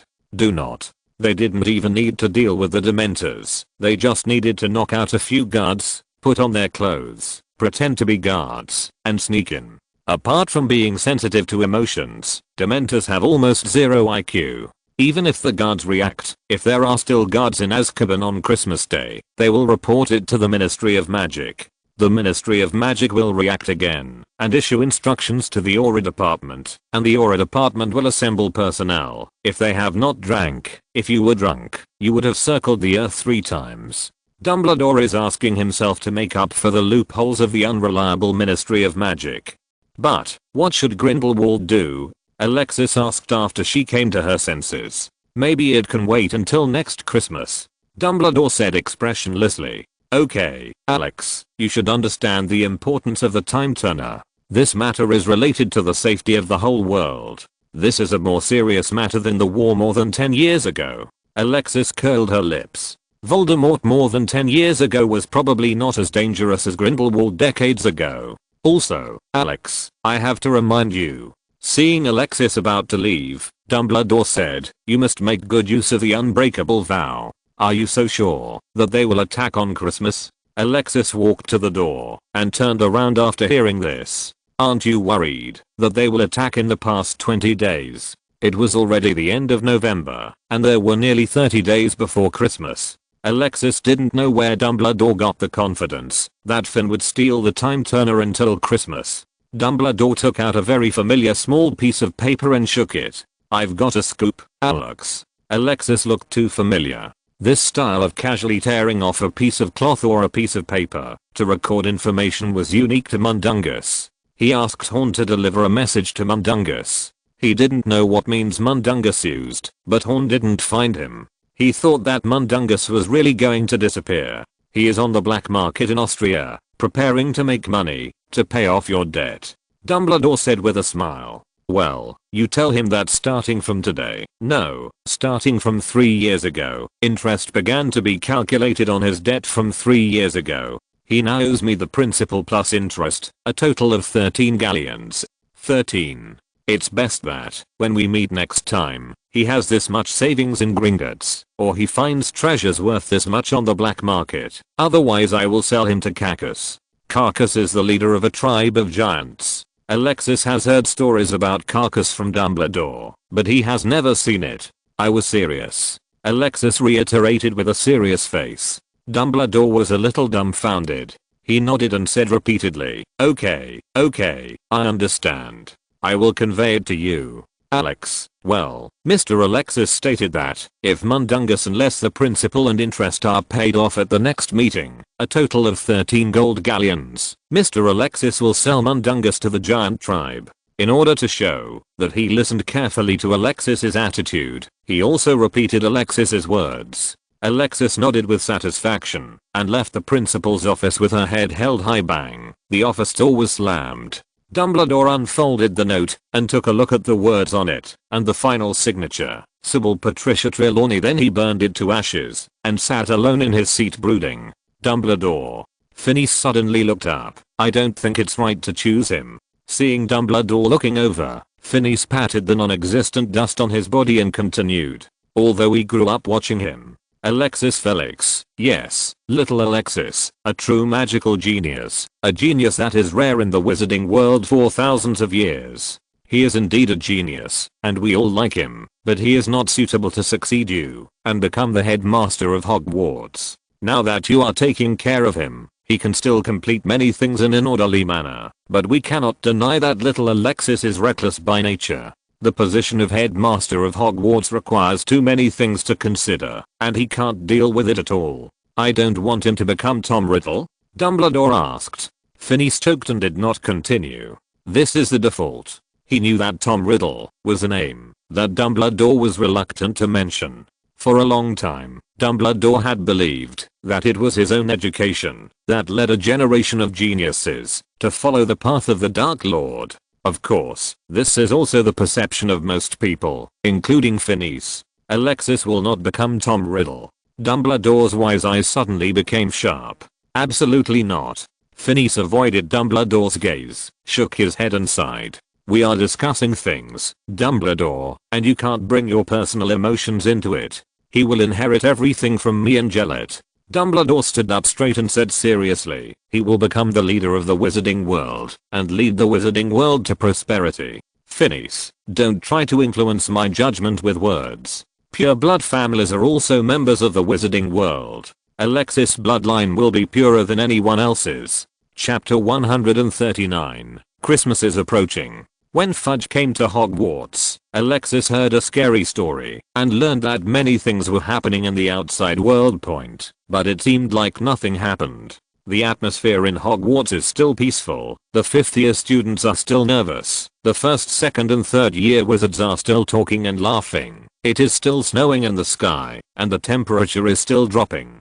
It seemed like something happened, but it didn't seem to happen completely. This strong contrast made Alexis particularly uncomfortable. He began to lose concentration, became anxious, and his hair even began to fall down. This made him very uneasy. He has been traveling around the world for 10 years and still can't get rid of the tradition of hair loss. This caused him to grow angry when he caught Malfoy talking in class, even when it was Harry he was talking to. You can come to my house for Christmas. I mean, my father, Mr. Lucius, invites you to spend Christmas at my house. Malfoy took advantage of Alexis not paying attention, covered himself with a book, and whispered to Harry beside him. When he said this, his face turned red to the root of his neck, and the top of his head was about to smoke. After Malfoy asked, he looked at Harry with an anxious look on his face. He paid a month's pocket money to move to a seat closer to Harry. What if he refuses? Isn't my pocket money wasted in vain?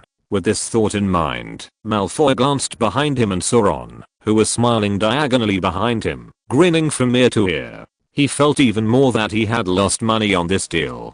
Thank you, but I have already promised Mr. Alexis, Harry said politely but distantly. Recently, due to Malfoy's persistent pursuit, their relationship has eased. Although it is not as good as Ron and Hermione, it is at least at the level of ordinary classmates. When Malfoy heard this, his heart went cold.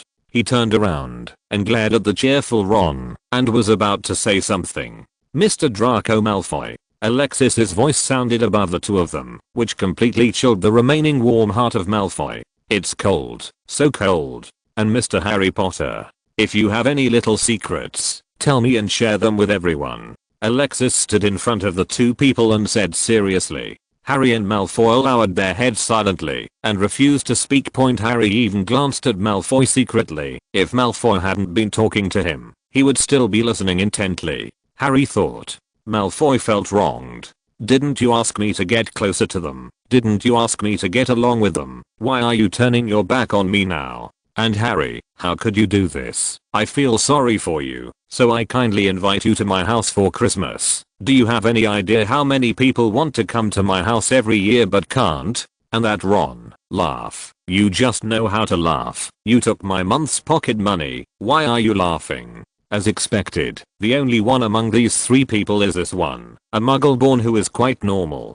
Malfoy glanced at Hermione, who was sitting upright and not squinting, and felt a strange feeling in her heart. Two purebloods and one muggle. After such a comparison, it turns out that muggles are the most loyal.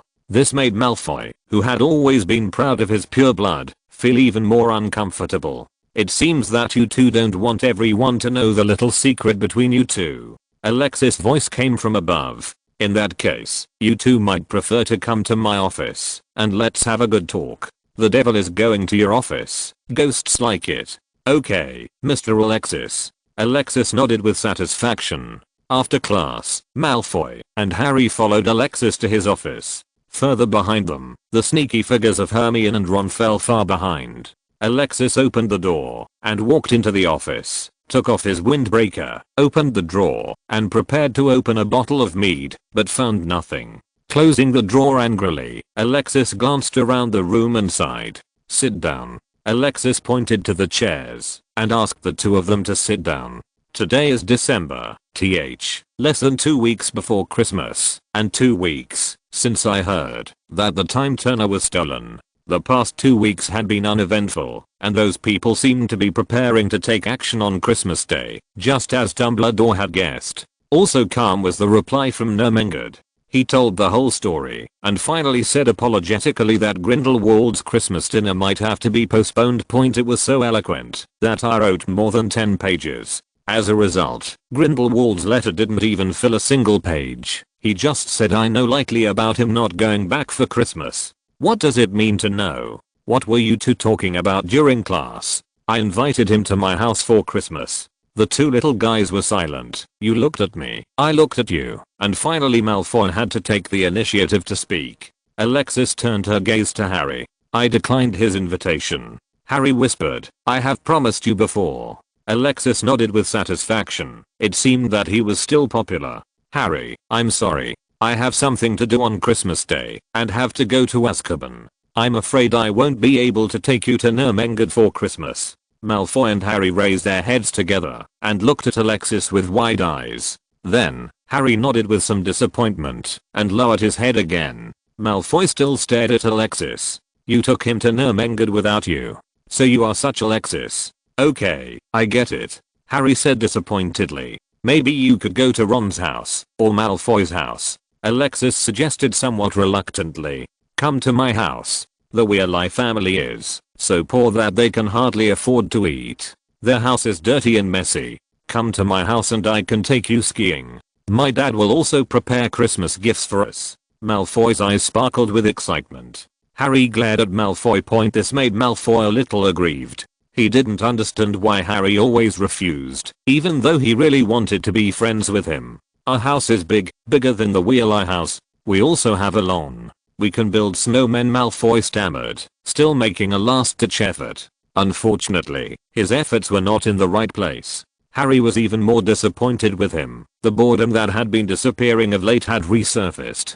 Harry gave Malfoy a disgusted look, stood up and said, Mr. Alexis, if there's nothing else, I'm going to class. After getting a nod of agreement from Alexis, Harry left the office. Malfoy looked at Harry's leaving figure with a blank expression, turned around, and looked at Alexis for help. What did I do wrong? Why is he so angry? Didn't Alexis punish us? It was Alexis who promised to take you to Nurmengard for Christmas, and then reneged on it, not me. Why are you angry at me?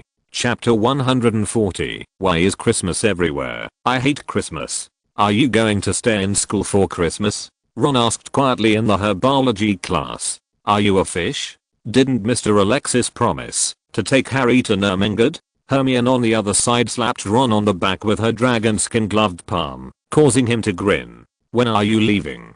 Hermione asked in a low voice as she pushed past Ron. Mr. Alexis has something to do on Christmas Day, Harry said slightly irritably. Ron quickly glanced at Sprout. They were studying an herb called Bakeson in this class. This herb has a very good healing effect and can effectively heal wounds. Seeing that Sprout didn't pay attention here, Ron asked in a low voice, so where are you going for Christmas? You're not really going to Malfoy's house, are you? Seeing that Harry remained silent, Ron exclaimed exaggeratedly. What are you thinking? Harry scolded Ron. He felt that Ron's idea was too outrageous.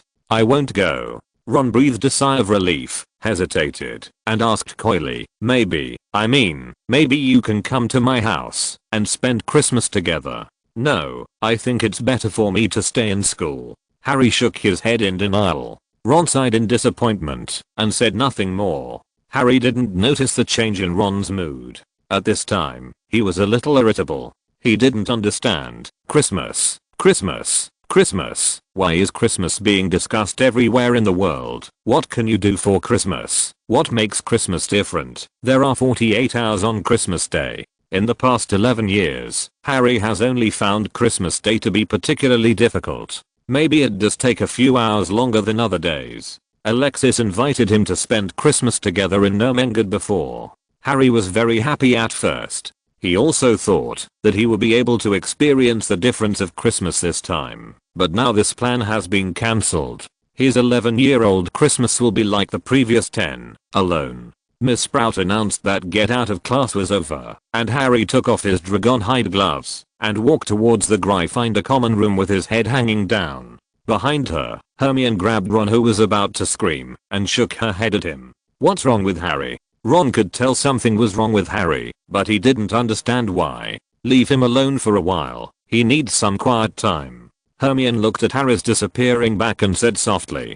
Christmas is approaching day by day, and Hogwarts is gradually getting into the festive atmosphere. Hogwarts has two plans for students' Christmas holidays. One is to allow young wizards to go home for Christmas, and the other is to spend Christmas at school. Harry was snatched from the Dursleys by Alexis. Harry himself did not want to return to the Dursleys. Obviously, he would most likely stay at school to spend Christmas Eve. As Christmas approaches, the faces of the little wizards are filled with happy smiles. Even the 5th grade wizards who are about to face exams can't help but be happy about the upcoming short holiday. They can finally take a breather. It's time. It's rare to have a vacation, to adjust yourself during intense review. Harry walked in the corridor with people coming and going, and all he heard were people talking about Christmas. Some were talking about their Christmas vacation plans. Some were speculating about the Christmas gifts they were about to get, and some were showing off Christmas at home. A big meal, at least to Harry's ears. This felt like showing off. There are at least a dozen house elves at Hogwarts cooking up a feast. Harry muttered under his breath, walking faster into the Gryffindor common room. In the common room, the little lions were still discussing Christmas. Christmas, Christmas. Harry covered his ears, ducked into the dormitory, and covered his head with a quilt. In the common room, Ron, who was sitting in the corner, put down his raised hand and looked at Hermione. Are you sure he still needs to be alone? Not only did Harry not get better in the past few days, but he became more abnormal. He became taciturn, even more silent than when he first started school. He became unsociable and even ignored Ron and Hermione. I think we should go talk to Mr. Alexis. Hermione stood up solemnly and said, wait for me. Ron quickly caught up. The two soon arrived at the door of Alexis' office. Are you sure? Ron asked nervously. Maybe we should think about it again. Alexis's super transformation on the Hogwarts Express was still deeply imprinted in Ron's mind, and he always had an inexplicable fear of Alexis. Yes, I'm sure. Hermione knocked on the office door without hesitation and pulled Ron into the office, who wanted to escape. Ms. Granger, Mr. Weasley, what's the matter? When they came in, Alexis had just finished writing the observation record and was sorting out the recorded data. After looking up at the two of them, he asked while continuing to copy the data one by one. Mr. Alexis. Hermione closed the door, walked to the table with a serious face, and said loudly, Harry needs your help. Alexis paused, put the quill and paper back on the table, and looked up at Hermione. What's wrong with Harry? Recently, he has been busy preparing for the Christmas trip to Azkaban. He doesn't know who the enemy he is about to face, and how many there are. For this, he must be fully prepared. In addition to the potions prepared by himself, there are also some muggle methods, which in his opinion are very necessary. For example, when there is no time to use the magic spell, you can directly take out a pistol from your arms and shoot the enemy in the head. This is absolutely unexpected by the enemy. But recently, he had indeed been neglectful of Harry, but wasn't there Lupin as well? If something happened to Harry, Lupin would have informed him in time. Harry feels like you've abandoned him. Alexis' nervousness eased somewhat, and he glanced at Hermione with a dumbfounded look, feeling that Hermione's permanent magnet was somewhat inappropriate. What do you mean he abandoned Harry? Harry has become withdrawn since you told him you couldn't spend Christmas with him. He doesn't even want to talk to Ron and I now. Mr. Alexis, you should fix it. How should I solve it? Alexis asked with interest. Take him with you to where you want to go. Hermione had already thought about it. After hearing this, she immediately replied, what Harry wants is your company, not compensation after a year. That doesn't make sense. Hermione was still talking, but Alexis's thoughts were already drifting away. Taking Harry to Azkaban? This idea startled Alexis. When she first came up with it, his instinct was to deny it. Are you kidding? He doesn't even know who the enemy is, or what its scale is. Why would he take Harry with him, to die? But then he became excited again. This seems like a good idea. Taking Harry to Azkaban would give him some exercise. Alexis didn't know exactly what. He instinctively felt that this idea suited his liking. Take a first-year freshman to Azkaban and face an unknown enemy. Is this what a normal person can think of? But Alexis was very excited. He even couldn't wait. Chapter 141. I have a bold idea. Alexis sent Hermione and Ron away and called Harry over. Harry walked into Alexis' office, looking very uneasy. The relationship he had cultivated over the past few months seemed to have suddenly disappeared, and Harry turned into a little boy huddled in the cupboard again. He lowered his head slightly, peeking at Alexis's expression from above the frame of his glasses, holding a corner of his robe nervously with his fingers, and stood across the table without saying a word. His whole person exudes the aura of "I'm a doormat, come and bully me," like a frightened little sheep.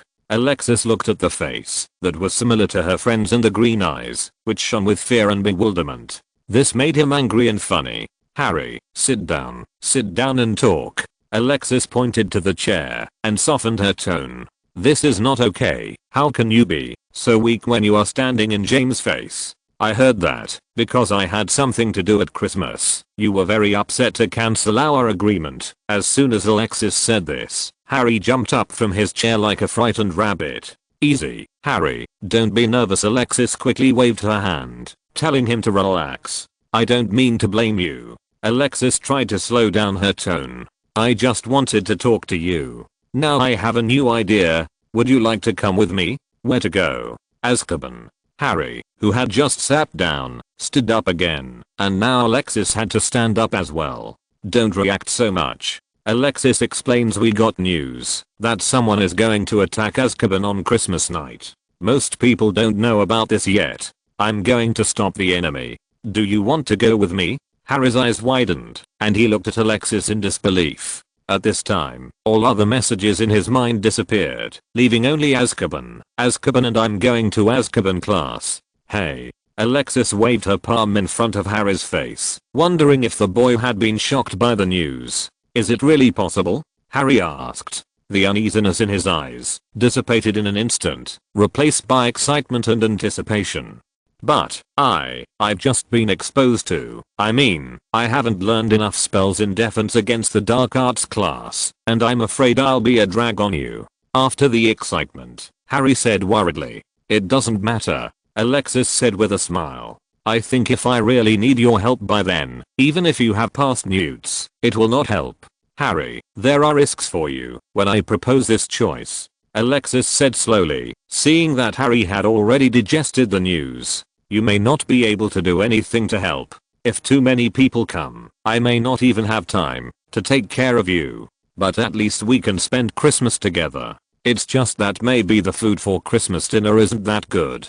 Harry nodded vigorously and mustered up the courage to look Alexis in the eye. "Well, the familiar Mr. Harry Potter is back. That's fine with me, Mr. Alexis. I'll try not to cause you any trouble." Alexis nodded with satisfaction and told Harry some more precautions. Harry took note of them all carefully. Finally, Alexis took a deep breath and said solemnly, "There's one last thing left. Harry, when we go to Azkaban, we will not only face possible enemies, but also the guards of Azkaban Dementors." "Dementors?" "That's right." Alexis frowned slightly. He couldn't think of any good explanation for creatures like Dementors, so he could only say that's a unique kind of creature. Let's call them creatures. They suck people's happiness. In order to deal with them, you have to learn a spell.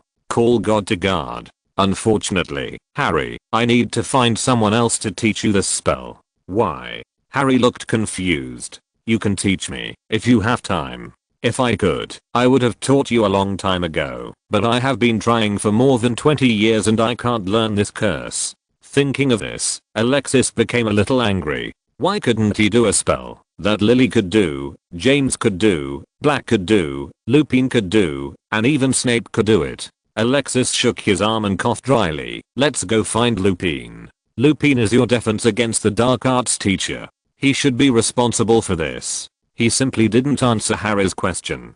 After saying that, Alexis put on her windbreaker and hurried out the door without giving Harry time to continue asking questions. Harry fell behind, looking at Alexis's back with a trace of doubt in his eyes. Why did he feel like Alexis was running away? Alexis made a good calculation and passed on the task of teaching Harry to call the God Guard to Lupin, and asked Lupin to be responsible for teaching Harry within a week or two. The curse of calling God Guard is different from other spells. It has unique requirements for the user. Alexis remembered that Dumbledore said when teaching him that he should think of something happy when using it.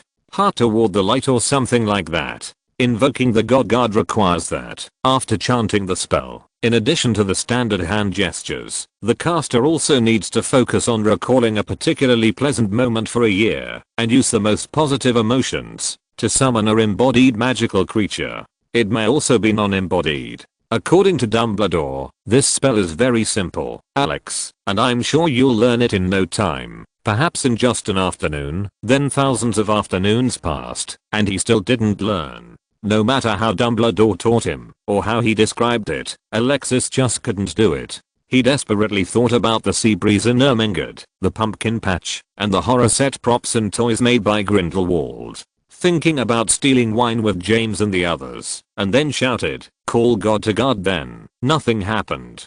Dumbledore only had to wave his wand lightly, and say calling the guardian slowly, and a translucent phoenix emerged from the top of his wand, and circled around them. Looking at Alexis's flushed face, I have to say, this thing is very frustrating. In Alexis's career of learning magic spells, it only took him a short time to master almost all the magic spells.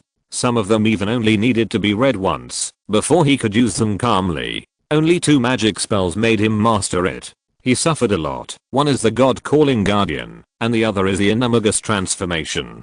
Chapter 142. I can only find Snape. In fact, the God-calling guard is not as simple as Alexis thought. For a long time after the incantation of the God Guard appeared, he had an inseparable connection with wizards who fought for a noble cause. Of course, the noble cause mentioned here was not Grindelwald or Voldemort kind of. Anyone who can use the God-calling guardian will usually have very high achievements. Looking through the history books of the wizarding world, those wizards who are labeled as great can basically use the Patronus charm skillfully. In the history of the Patronus charm, there is a wizard with a special status. He can cast spells without a wand and use the Patronus charm to directly summon his own Patronus. He is also the only one who has been clearly recorded in records. The patron saints are wizards the size of giants. The wizard was dubbed the Invincible. His name is Andrus the Invincible. However, there is only one invincible Andrus. The history of wizards is almost as long as the history of mankind, but there is only such a special wizard. Otherwise Andrus would not be called the Invincible.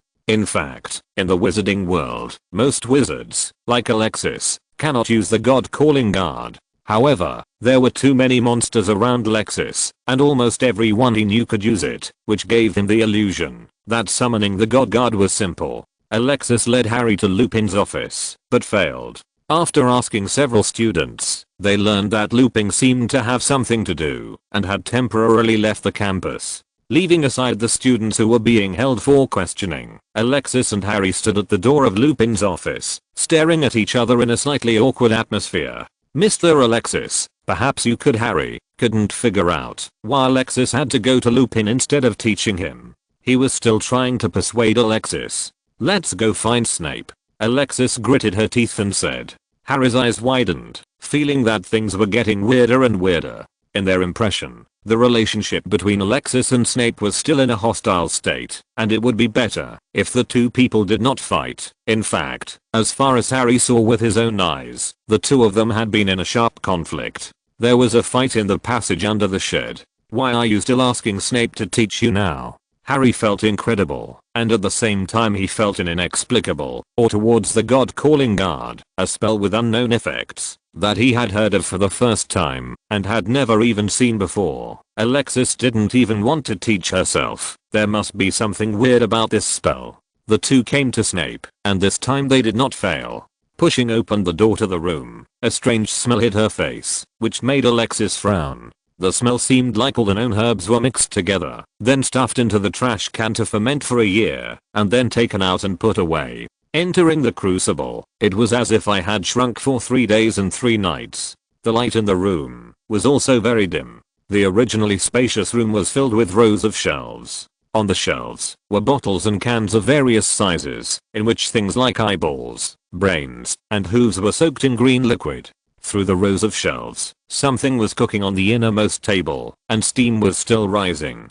The whole room looked like a witch's lair from fairy tales in the Muggle world. Snape? Alexis shouted, but no one answered. Behind him, Harry nervously grabbed Alexis' windbreaker and followed closely. Snape, ahem, what are you doing? Alexis greeted as he walked inside. The pungent and strange smell made him cough. Walking around a row of shelves lined with various tongues, a dark figure suddenly appeared in front of the two of them. Harry was so excited that he almost turned around and ran away. Doing what? Snape still had the poker face that had remained unchanged for thousands of years. He turned his gaze, stopping for a moment on Harry behind Alexis, and then turned back to Alexis. And Mr. Potter, call some house elves to help you clean it up. Alexis didn't answer. As he got closer, the unpleasant smell became stronger. He fanned his hands to get rid of the smell and said with a frown, "Or students from your college. Oh my god, your place smells so bad, I really want to throw up."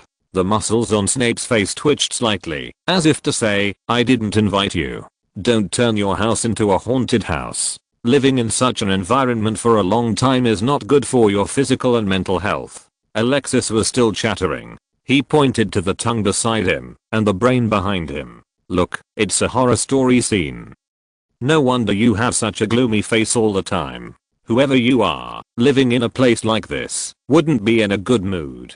The muscles in Snape's face twitched even more. Okay, I came to you for something." Alexis didn't give Snape a chance to talk back. "You teach Harry how to call the God Guard. I will take him to Azkaban on Christmas Day. Class." The muscles in Snape's face stopped twitching, and his poker face improved. His eyes widened slightly. He stared at Alexis for 2 seconds, then turned and left. Alexis understood, and his eyes clearly said, "Are you an idiot? Don't take me with you when you are fooling around. I don't want to go crazy with you. I'm serious." Alexis caught up and said, "Snape. Hey, Snape. I'm serious." Snape glanced at Alexis again, returned to the workbench, and slowly put a cauldron of bubbling dark green liquid into a sealed bottle. Alexis even saw a pale face in it dross. At this glance, Alexis understood. "I don't want to become a madman. Stay away from me. Madness is contagious. You are crazy. Your whole family is crazy. Snape. I'm serious." Alexis glanced at Harry quietly. "Anyway, we have made up our minds. We will spend Christmas Eve in Azkaban. If you don't want to teach, then we won't teach. Here you go. Harry, let's go. It seems that Professor Severus is very busy and doesn't plan to teach you the God Guard," Alexis said, surreptitiously observing Snape and nudging Harry. "Let's go." With that said, he pulled Harry around and walked towards the door. 1, 2, 3, 4, 5. Alexis stopped at the door and looked back at Snape. "Don't you really want to teach? Now his temper is getting worse. If you don't teach him, I'll go find Dumbledore. You're not the only one in the world who can do this. Let's go." Humph. Alexis opened the door and prepared to leave. "And many more." Snape's voice came from inside. He was still wearing an old and heavy black robe, and the wind blew in his footsteps as he walked, bulging his robe back like a bat flying out of the darkness. "I teach." Snape stood in front of the two of them, his gaze turned to rest on Harry's face, his expression habitually becoming confused again. "Harry Potter calling God Guard." Snape's voice was very soft, as if he was remembering something. He seemed to be speaking to Alexis and Harry, but his eyes had lost focus, and it was obvious that he was not speaking to them. "I owe you once, Severus." Alexis' palm slapped hard on his shoulder, waking Snape out of his daze, and he regained his poker face. "Come to me after class every day." Snape glanced at Harry. "You are not allowed to be late, and you are not allowed to ask for leave." After saying that, Snape turned and walked inside. If you're listening to this novel on a channel other than Fanfic World, it means they downloaded and uploaded it without effort. We cordially invite you to visit our channel, Mundo Fanfic Novelos. There you'll find the original version of this story and you can explore many other novels of various genres. We're waiting for you to immerse yourself in a world of incredible novels. Chapter 143, The Secret About the God-Calling Guard. Harry was left with Snape and Alexis left alone. At the end of the corridor, Ron and Hermione, who had been secretly following Alexis and Harry, looked at each other in confusion as Alexis hummed a song and left alone, leaving Harry with Snape. Professor Snape wouldn't have cooked Harry, would he? Ron asked quietly. After hesitating for a long time, the two decided to stay with Snape and wait for Harry to come out and ask what happened. Christmas is approaching, and the students' fate has basically been decided. Hagrid has already started decorating. During this time, Alexis met several old acquaintances. The place where they met was at the Hog's Head pub on a cold, windy and snowy noon, informed by Professor Flitwick. When he came to the Pighead bar, he happened to see an ugly old man. Almost no skin on his face is intact. His mouth is crooked like a big hole, and one of his eyes is a blue eagle eye point combined with the ragged skin on his face. He looked like a stitched rag doll from a horror film set. His eagle eye is much larger than the other intact eye, and one of his legs is a prosthetic leg, which makes him look more like a low-quality discarded toy assembled by a toy factory. Mad-Eye Moody. Alexis didn't dare to underestimate this low-quality assembly toy in front of her. He was well known in the entire magical world, and was a tough guy like Rufus. Alexis just stood at the door and glanced at Moody, which quickly aroused Moody's alert. He held the cup in one hand, turned his head slightly, and the terrifying eagle eyes turned slowly, and finally locked on Alexis. "Little Alex, come in." Before Moody could make a move, his sight was blocked by Aberforth. Aberforth enthusiastically stepped forward to hug Alexis, put his arms around his neck, and walked inside. As he approached the corner, he remembered that there was Moody outside, which forced him to stop talking to Alexis. Cease conversation, waving to Moody. "Let's talk." Aberforth reluctantly handed Alexis over to Moody, got up and went to the front to greet business. "Hi, Aunt Ariana." Alexis greeted a portrait, waited for Moody to sit down, and then turned around. The two were speechless. Compared with Rufus, Alexis had a much worse relationship with Moody. He always felt that Moody had deep ill intentions towards him. In fact, it's almost the same. Because Alexis uses dark magic without any burden and restraint, he has already been on Moody's watch list. The top one on this list is Voldemort, whose name has been crossed out. Because of his many years of career experience, Moody is always wary of everything around him, especially black magic and dark wizards, which gives him an instinctive urge to pull out the wand. At this time, Moody was very nervous. He had worked with Alexis for a long time, and he had a good understanding of Alexis' abilities. In his mind, once two people fought, who would get the upper hand first? Whoever has the upper hand is likely to win. Moody had already started simulating a battle with Alexis in his mind in less than 10 minutes after meeting him. Moody's eagle eye is a bionic eye, but it is not bionic at all. Compared with decoration and beauty, it is more functional. Even if allowed, Alexis has no doubt that Moody will let it have more functions, such as releasing red lasers like in the comics. Being stared at by such eyes made Alexis feel uncomfortable all over. So he stared back without fear. The two remained in an odd silence. Point stubbornly refused to speak first. Hogwarts. Snape informed Harry last night that he was going to do the final exercises at noon today. At this time, Harry was staying with Snape, working hard to practice calling guard. When he first practiced with Snape, he was nervous because he had to be alone with Snape. But soon, this nervousness was replaced by the excitement of coming into contact with the mysterious calling guard. However, after practicing these days, Harry just wanted to escape from here as soon as possible. He even considered the possibility of simply saying no to Alexis. Only after he actually practiced it did he realize how difficult this magic was. In the past few days, he has not successfully used this magic once, and his personal tutor, Mr. Snape, just stood not far away, with a straight face, emphasizing the key points of summoning the Guardian over and over again, using that unique low and weird accent. Think of happy things in your mind, Mr. Potter, reminiscent of happy memories. Wave your wand, and say the spell out loud. Harry did so, waving his aching arms and shouting, calling the Guardians. Nothing happened. Snape on the side, twitched the corners of his eyes, and stared directly at Harry's wand, speechless. At first he was still looking forward to seeing a deer, but then he lowered his expectations, thinking that maybe Harry's summoning guardian would be a stag like the annoying James, and then he thought that regardless of the stag a female deer, as long as it's a deer. After practicing this for 2 days, Snape felt that it didn't matter whether it was a deer or not, as long as it worked. However, Harry Potter is just like that bastard Alexis. He can't use the God Guard at all. By now, Snape had given up all hope. He believed that Harry, like Alexis, could not use the God Guard. He had already thought about it. When today's practice was over, he would go talk to Alexis and tell him that Harry couldn't use the calling guard at all. Maybe it was because he stayed with him for too long and was kicked out. Alexis is affected by the physical condition of cannot use God calling guard. If he hadn't seen the sweat on Harry's forehead, Snape would have suspected that Harry was deliberately not trying hard to make him angry. Do it again, Mr. Potter.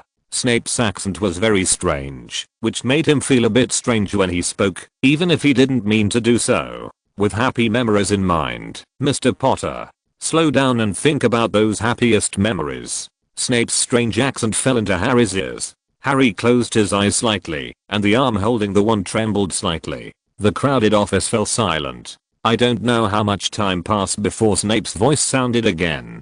Mr. Potter, that's it. Harry was looking at Snape with some panic. If he can't use the God calling guard, he won't be able to resist the Dementors. If he can't resist the Dementors, he will become a drag. It will be a problem for him to even survive in Azkaban. Will Alexis still take him there? Maybe you can't get in touch now, Mr. Potter. I have to remind you. Snape's voice sounded. God calling guards need to be confident. I'm almost certain, Mr. Potter, during the 13 days you practiced here with me, you never once felt confident in your heart that you were happy. Listen to me. Snape stopped Harry's defense and continued. It requires your inner approval, not pretending, and maybe being with me makes you squirm. You're afraid. Or you have no happy memories at all. Mr. Potter. Chapter 144. Harry and the mirror are verized. How did it work? As soon as he came out of Snape's office, Ron and Hermione, who were waiting outside, immediately stepped forward to surround him and asked him chirpingly. Harry shook his head in frustration. Maybe I'm too stupid. Harry lamented. Oh my god, the Patronus charm is really difficult. Ron and Hermione looked at each other. They both knew what it meant, that Harry couldn't learn the Patronus charm, and for a moment they didn't know how to comfort him. The three little guys returned to the Gryffindor common room. Harry was gloomy all afternoon. Harry sat there in silence, Ron and Hermione keeping him company. At night, Harry quietly climbed out of bed, put on his invisibility cloak, and left the Gryffindor common room, wandering in the empty corridors. Thanks to the effectiveness of the invisibility cloak, Harry has figured out the patrol routes of Filch and Mrs. Norris, and he can effectively avoid them. At the end of the corridor was the fir tree that Hagrid had placed during the day as a Christmas decoration. The banquet hall downstairs was filled with holly and mistletoe, and the special hanging ribbons they formed created a Christmas atmosphere.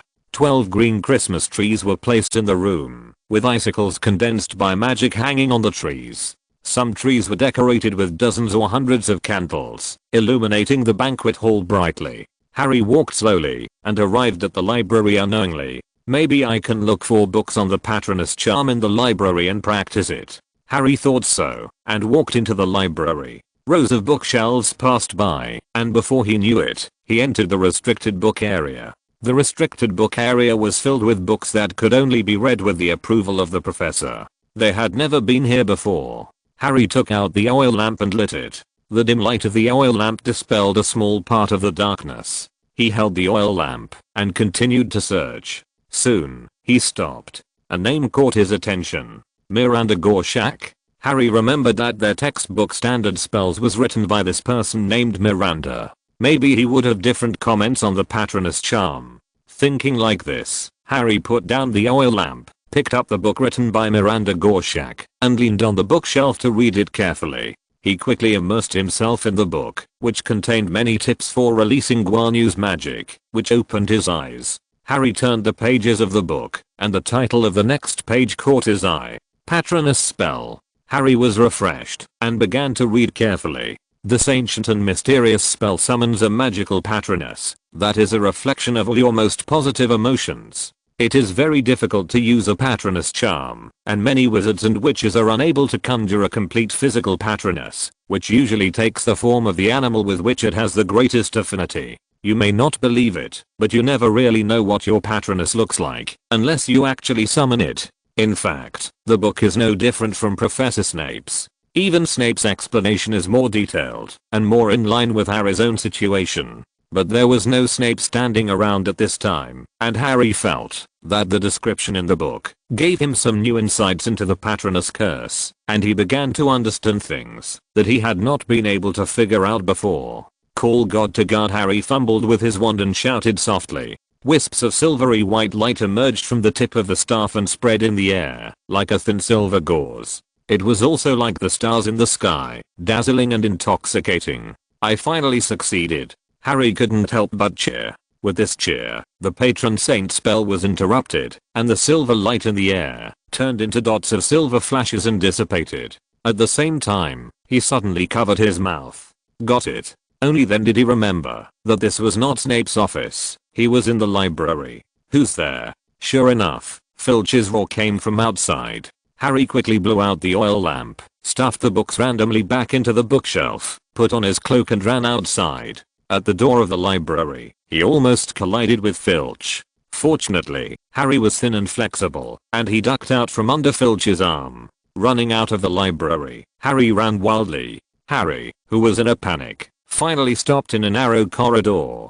He had just been disturbed by Filch, and was running away without paying attention to where he was running. He lost his way in a panic, and the Christmas decorations had changed the original layout. At this time, he could not identify where he was at all. Where he did know that there was a corridor over the kitchen that was similar to the surrounding layout, but he vaguely felt as if he had been climbing up the stairs and never walked down at all. Thinking this, Harry was so nervous that he pressed his whole body against the wall behind him. No matter where he was, Filch must know a faster shortcut, because Filch's slimy voice was getting closer and closer. Listening to the footsteps getting closer and closer to him, Harry seemed to have roots under his feet and stood motionless. His eyes widened, and he stood frozen on the spot, looking to one side through the invisibility cloak. The corridor he was in was not wide, and if Filch continued walking forward, he would be hit. An invisibility cloak can make people invisible, but it cannot make people disappear directly.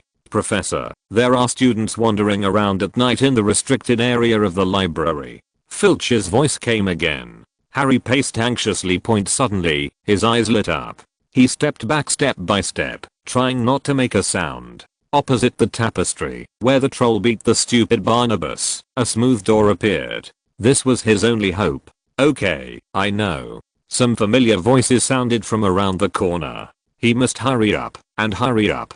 Harry, sweating nervously, moved towards the door. Thank God he finally made it into the room. I'll go here, you go over there, and have a look. Maybe it's a naughty student. Around the corner, a drunken Alexis dismissed Filch, and stared at the empty narrow corridor with bright eyes. His bright eyes quickly fell on the tapestry. Alexis took a step forward and walked over. In the room, Harry leaned against the wall, and took a deep breath. He could still hear his heart beating. Thump thump, thump, thump, very fast. It wasn't until the footsteps outside disappeared that Harry began to pay attention to the room where he was hiding. It looked like an abandoned classroom. Tables and chairs were piled randomly on one side, showing a dark shadow, like a twisted monster, baring its teeth and claws at him. There were some strange utensils scattered on the ground, including crucibles, centrifuges, and some things he didn't recognize. On the wall facing him stood an ornate mirror, which was incompatible with the overall arrangement of the room.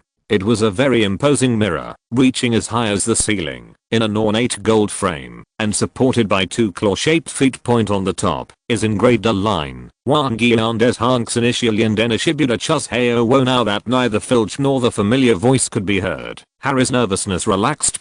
He slowly approached the mirror to take a look at his own image, but the mirror was empty. He took a few steps closer and stood in front of the mirror. Chapter 145. What Harry saw in the mirror. Averrized figures began to appear in the empty mirror. Harry took 2 steps back and covered his mouth with his hand to prevent himself from screaming. He saw in the mirror that there were people standing behind him, but Harry was extremely sure that when he came in, he was the only one in the room. Even though there were ghosts in Hogwarts, meeting him in this situation still made Harry's heart beat like a drum. Harry gasped and turned around slowly. No one There is no one behind him. Harry turned back stiffly and cautiously approached the mirror. The mirror reflected in point. His face was pale, his eyes were frightened, and there were beads of sweat on his forehead. Then, in the mirror, the shadows of a dozen people appeared behind him. Harry turned his head sharply and looked behind him. There was still no one there. Do they also have invisibility cloaks? Could it be that this mirror could reflect the invisibility of an invisibility cloak, but there were actually a dozen people in the room wearing invisibility cloaks like him? Harry slowly lowered his invisibility cloak. The image of himself in the mirror remained unchanged, nor did the dozen or so people standing behind him. He looked carefully in the mirror again. A woman standing behind him was smiling and waving at him. He stretched out his hand and groped behind him. If that woman really existed, whether she was wearing an invisibility cloak or not, he should at least be able to touch her. But he only touched a ball of air. There was no one standing behind him. That woman doesn't exist either. That woman and those dozen people should only exist in the mirror. Harry breathed a sigh of relief. He studied the woman carefully. She is a beautiful woman with dark red hair, and her eyes are particularly charming, just like his. They are green, like the warm wind in spring, gentle and tolerant. Next to the woman is a man with black hair. The man is a little thin. He puts an arm around the woman. The man was wearing a pair of very retro glasses. Harry had seen similar glasses in a photo of Uncle Dursley's house. The man's hair was disheveled, and there was a bunch of hair standing up disobediently on his head, making him look a little dazed. Just like Harry's. Harry couldn't help but move his head silently, and he did the same thing in the mirror, which looked a little funny. Harry leaned forward, his nose almost touching the mirror. "Mom?" he whispered. "Dad?" People in the mirror looked at him and smiled at him kindly. Harry slowly looked at the other faces in the mirror one by one and found that they all had the same green eyes and noses as him. "These are my family members." Harry thought this and looked at his family blankly. It was the first time in his life that he saw his family. It was no longer just a name, nor was it crowded together with a lot of unrelated people. The people here were all his relatives. It's like a Potter family portrait. The Potter family smiled and waved at Harry as if they were saying hello to him. Harry stared at them with wide eyes. He wanted to reach out and touch them, shake their hands. So he did. But what his fingers touched was just the cold mirror surface. He felt a twinge inside. He stood in front of the mirror and looked, but couldn't get enough. He stood there for an unknown amount of time, holding the edge of the mirror tightly with both hands, his lips moving and saying something silently. It wasn't until there was a sound in the distance that Harry realized that he had to go back to sleep. "I will come to see you again," Harry whispered. He waved to the Potter family in the mirror and said goodbye reluctantly. He was about to put on the invisibility cloak, but when he turned around, he saw a tall and thin figure. Harry's heart skipped a beat and he took 2 steps back, almost hitting the mirror. Alexis was awakened by the movement made by Harry. He recovered from the illusion in the mirror, took a step forward, and supported Harry. "Mr. Alexis?" Harry exclaimed. At this time, he felt very complicated. He was relieved that the person who came was Alexis. Alexis was the teacher who tolerated their violations of school rules the most, but he was also worried about meeting Alexis. Feeling flustered. "What did you see in there?" Alexis's face was obscured in the darkness, his expression unreadable, and his voice came slowly from the darkness. Harry looked back at the empty mirror and shook his head subconsciously. Then he woke up and felt a pang of regret in Harry's heart. This was Alexis who was the best to him. How could he lie to him? He and his father are good friends. If he knew that he could see his father in this mirror, he would be very happy. Harry looked down shyly, ashamed of his own lie. This mirror. Alexis stepped past Harry and came to the mirror, reaching out and touching each letter on the mirror. "It's called the Mirror of Erised." "Mirror of Erised?" Harry exclaimed, turning his head to look at Alexis' back. "You know it?" Alexis nodded, pulled a chair from the side, dusted it off and sat down. He pulled it casually, and the pile of tables and chairs stacked together was already shaky, but when he pulled one away so hastily, it immediately fell apart and collapsed, making a rumbling sound. This startled Harry and he looked nervously at the door. "Don't be nervous, most people can't find this room." Alexis waved her hand and explained. He sat on the chair, stretched his muscles and spoke. the mirror of their eyes, is said to reflect people's truest desires. Harry, what do you see in there? I saw. Harry paused for a moment and whispered, I saw my family. Alexis nodded, an unexpected expression appearing on his face covered in darkness. What Harry longs for most is to see his family. Seeing his family in the mirror of their eyes is the most normal situation. Like him, there are only a few people who see themselves burning the entire Azkaban with a fire shield and intensifying the fire curse. Harry, this mirror. Alexis pointed to the mirror of their eyes behind her. The things in it are all illusions. You should have seen it. In that secret room, the one where the Philosopher's Stone is hidden, do you remember? After being reminded by Alexis, Harry suddenly remembered. No wonder he didn't think of it immediately that time, because he was tied up by Quirrell. As soon as he entered the door, he had no chance to get close to the mirror of their eyes. He only saw it from a distance. Later, Alexis and Quirrell plus Voldemort were fighting so fiercely that Harry had no time to get close to the mirror. It can give people hope, but let's be clear, its hope is false. Harry listened to Alexis copying Dumbledore's exact words with some understanding, nodded in confusion, and then asked Mr. Alexis, what do you see in there? Alexis choked. How come this child stayed with Hermione for so long, learning from the good and the bad? He specializes in Hermione's questioning skills, right? I didn't see anything in there. Alexis' face was hidden in the shadows, and paired with his pretentious tone, he looked mysterious and unpredictable. A person with a truly strong heart will not believe in the mirror of their eyes. A person with a strong heart will fight for what they want, and it will naturally not be able to reflect it. Alexis fooled Harry without changing her expression or heartbeat. Harry nodded and looked at Alexis with a change in his eyes. This look of admiration worked very well for Alexis, and he rubbed Harry's head. So, Harry, don't come looking for the mirror of their eyes in the future. It will make people fall into false hope. How are you practicing the Patronus charm? Alexis suddenly asked, changing the subject. I heard Snape said that you couldn't practice it at all with him. Harry became anxious and quickly drew out his wand. I've succeeded. If you don't believe it, look at it. As he said that, he closed his eyes and remembered the feeling of being with his family just now. Even though he already knew that it was an illusory family, he still felt very happy. Call God to guard. Wisps of silver white fluorescence flew out like gauze, covering a small area in front of the two of them, looking very charming.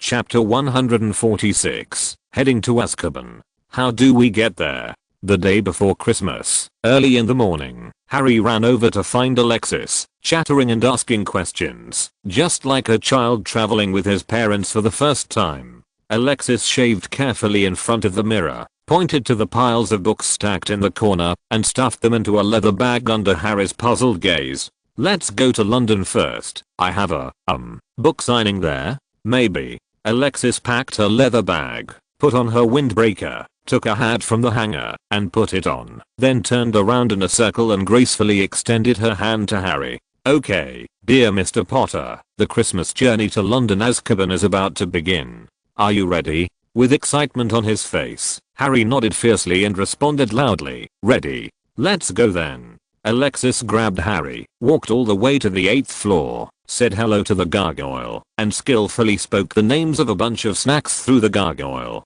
Looks like Dumbledore isn't up yet. Alexis looked around the empty principal's office, placed a small gift box on the table, then greeted the portraits, and came to a fireplace. Pulling out her wand and lighting the fireplace, Alexis grabbed a handful of flu powder and explained to Harry how to use the flu network and flu powder. Grab a handful of flu powder, have a place in mind where you want to go, then walk into the fireplace, throw out the flu powder, and shout the name of where you want to go. Like this. Alexis walked into the fireplace, fluttered the flu powder in her hand, and shouted the leaky cauldron. The warm yellow flame turned into emerald green, and the flames surged, engulfing Alexis in Harry's exclamation. The next moment, the flames fell back, and Alexis disappeared in place. The leaky cauldron. Alexis got out of the fireplace, and took a moment to look around the surrounding environment. Old Tom was still standing behind the bar. There were a few hungover wizards scattered in the bar.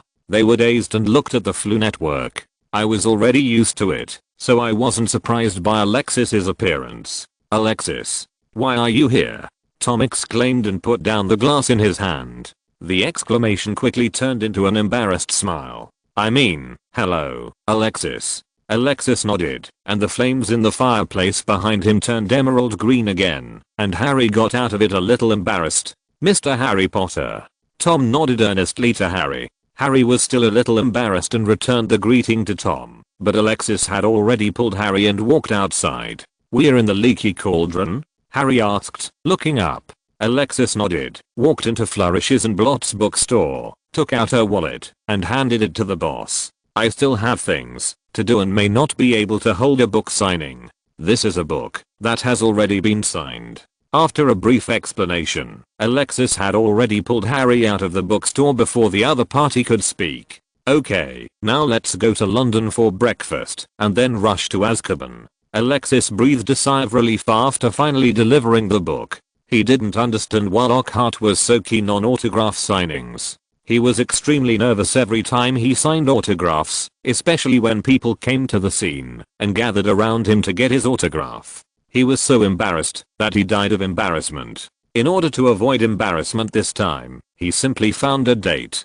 to hold the autograph session that coincided with his trip to Azkaban, and then cancelled the autograph session temporarily on the pretext of something else. The two left Diagon Alley and came to the streets of London. Want something to eat? Standing in the bustling street, where people were coming and going, Alexis breathed a sigh of relief and asked with a smile. I don't know, sir. Although he had witnessed many shocking scenes at Hogwarts, standing on the streets of London, Harry was still inexplicably excited. Maybe that restaurant has good breakfast? Harry asked, pointing his head up at a busy breakfast shop across the street. Let's go then. After breakfast, Alexis and Harry left the shop and walked into a deserted alley. Sir, I've always wanted to ask, how many people will go to Azkaban? Harry asked hesitantly. Alexis took out her wand, remembering the scene when she almost got into a fight with Moody at the Hog's Head bar that day, and her face looked a little ugly. There will be a lot of people, so don't worry, Harry. You must remember, Harry, when you see Dementors attacking in Azkaban, you must use the Patronus charm to drive them away immediately, otherwise you will be in great pain. Alexis gave one last warning, grabbed Harry, waved the wand in his hand, and the two disappeared from the spot. When they appeared again, the two of them had arrived at the beach, and a small boat had already docked on the shore, as if waiting for them. Azkaban is built in the sea. It is an island that seems to be isolated. Alexis jumped on the boat and swayed back and forth with the water. After feeling it for a while, he returned to the shore. There is special magic around it that makes it unplottable. It also prevents ordinary people from seeing its existence. Alexis briefly explained the existence of Azkaban to Harry. Although he highly doubted that Harry had looked up information about Azkaban in the library, he had also read those materials, and they did not fully describe Azkaban. If you have never been to Azkaban and seen the Dementors, you will never be able to truly understand the cruelty and terror of Azkaban. This thing is too slow. Let's just go right over there. Alexis pointed to the boat. The Ministry of Magic is still using this outdated human-powered rowing boat to reach Azkaban. They have to arrive tomorrow. It's so cold now, and he doesn't want to sit in this damp boat and blow the sea breeze. Alexis grabbed Harry's arm and took out an exquisite and strange-shaped pendant from his arms. It looked more like a model weapon. This is a flying broomstick from the Far East, where wizards use them as transportation. Feeling Harry's curious gaze, Alexis explained. He threw the pendant into the air, mouth moving as he recited a few difficult words, and the pendant grew bigger in the wind. Come on, Harry, come up. Alexis jumped on the pendant and pulled Harry up with her hand. Stand still. Of course, you can also sit down. Alexis ordered, controlled the weapon to rise into the sky, and flew away quickly. Harry was startled. He didn't expect it to be so fast. He quickly wrapped his robes tightly around him subconsciously. But what surprised Harry was that the pendant seemed to form a cover when flying, isolating the cold wind. They stood inside and did not feel the cold. They couldn't even feel the wind. After just a moment, they could no longer see the land. Looking around, they were surrounded by the deep blue ocean. The pendant was still moving forward at a high speed, and soon, wisps of black smoke-like creatures appeared in sight. That's Azkaban. Alexis' voice rang in her ears. Chapter 147. Phineas's speculation. Hogwarts. Headmaster's office. Dumbledore looked at the still warm fireplace and remained silent. In the portrait on the wall, Phineas wandered off somewhere again, and his clothes were once again stained with thatch, forcing him to sit on the ground and continue picking thatch. Dumbledore, I must remind you that you are indulging Alexis. He is completely incapable of dealing with a large group of people, especially Death Eaters. Not to mention he took the savior away. Ha. Dumbledore, the boy wonder, the boy Harry Potter who saves the world, will get him killed if he does this. Dumbledore's eyes rolled slowly and moved from the fireplace to Phineas. After a moment of pause, he turned around and came to the table. When he saw the gift, his eyes lit up. He opened the gift slowly and took out a few pairs of exquisitely made wool socks with simple patterns woven on them. At the sock tube, there was a mass of black, so black that it was hard to tell what it was logo. At the bottom of the box is a card. To dear Dumbledore, Merry Christmas. Oh, my little Alex, he's so sweet. Dumbledore held the wool socks and laughed happily, just like a child who got jelly beans. This made the thatching Phineas roll his eyes.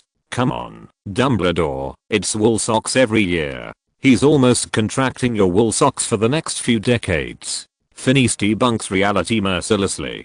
Dumbledore didn't care. He shook the wool socks in his hand triumphantly, his eyes turning into crescent moons as he smiled. This is the gift I wanted most, Phineas. I saw the wool socks in the mirror of their eyes last night, and lo and behold, today it really came true. I really don't understand, Dumbledore, why you agreed to Alexis' stupid suggestion. Phineas wisely brought the topic back to Dumbledore, rather than argue about the wool socks. He knew that, even if Alexis sent a piece of bad poop, Dumbledore would be able to find a way to make up a reason why he liked it. Damn it, who doesn't have any offspring yet? Phineas murmured in his heart, there is only one day left, it's Christmas. Will that idiot from the Black family come to see him? Phineas, I have my own thoughts.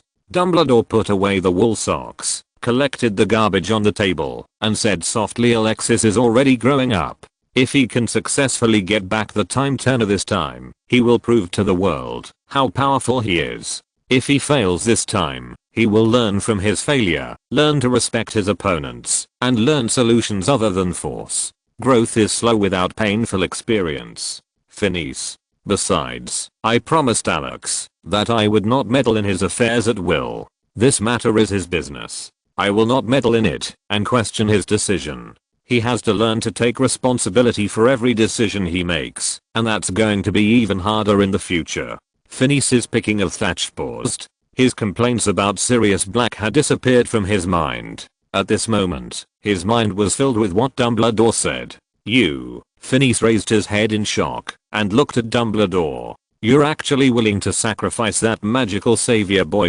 Phineas exclaimed. What are you thinking? Dumbledore looked back at Phineas. I won't do it. Phineas looked at Dumbledore carefully. He was a little unsure. It seems that Dumbledore's expression is sincere, and he should be telling the truth. But he has been hanging on the wall of the principal's office for almost a century, and has been with Dumbledore for half a century. He thinks he understands Dumbledore fairly well. Bullito.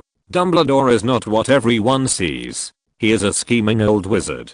He possesses powerful magic and amazing charm. At the same time, he also manages his reputation very well. Phineas felt that except for the old madman, who had volunteered to be imprisoned on Nurmengard, almost no one really understood what Dumbledore was thinking. It's really scary to see an old wizard who looks kind and upright, but you can't figure out what he's thinking. This is a person who is inextricably related to the two Dark Lords before and after him. Who knows if he is the person behind the two Dark Lords? Maybe this is how he eliminates opponents, eliminates dissidents, and builds his own reputation. Phineas was startled by his own thoughts, and then glanced at Dumbledore in horror. I know such an important secret. What if I'm silenced? Phineas rubbed the thatch in his hands uneasily, and twisted in place. Dumbledore had no idea what Phineas was thinking. He carefully put away the trash, and sat back down. He dug out a piece of candy from the drawer, and put it into his mouth to taste it carefully. The sweetness of the candy made him squint his eyes comfortably. Phineas, I still have something to do. I remembered. I want to go to the Black Mansion to visit. I'm leaving first. Bye. Phineas was like a frightened rabbit. After saying this sentence very quickly, he ran away and disappeared. Dumbledore blinked and looked at the empty photo frame in front of him with confusion. He wondered if he was hallucinating. Azkaban. At this time, Azkaban was eerily quiet, and the guards had long since disappeared. Only two people, a man and a woman, greeted Alexis and Harry in the prison. Christy, Blake. Alexis was just about to say hello, but Blake, who was greeting them with a smile, changed his expression after seeing Harry. He rushed up angrily and punched Alexis in the face. "Are you crazy?" Alexis held her nose and shouted in disbelief. Christy, who was immersed in the 8 o'clock plot in her mind, also came to her senses and quickly stepped forward to support Alexis. She looked at the scratched area on his face and felt heartbroken. Sirius Black pulled Harry to him and shouted to Alexis, "You're the one who's crazy. You lunatic. He is so young. How could you bring him here? I think your mind was really hollowed out by Snape's potion. First you formed an alliance with Lucius, and now you bring James's child to a place like this. Alexis, you are really crazy." "Am I crazy?" Alexis pushed Christy away and took a step forward to confront Blake without fear. "Why am I crazy? Lucius and Tom Riddle can use it. Why can't I? When we were his age, we started going in and out of the Forbidden Forest." "The Forbidden Forest, Sirius Black, that's the Forbidden Forest." Chapter 148, Alexis Classic Quotations. "That's the Forbidden Forest. Do you need me to tell you about the dangers of the Forbidden Forest?" Alexis cast a healing spell on himself, and the scars on his face disappeared, and he yelled at Black in a sinister manner.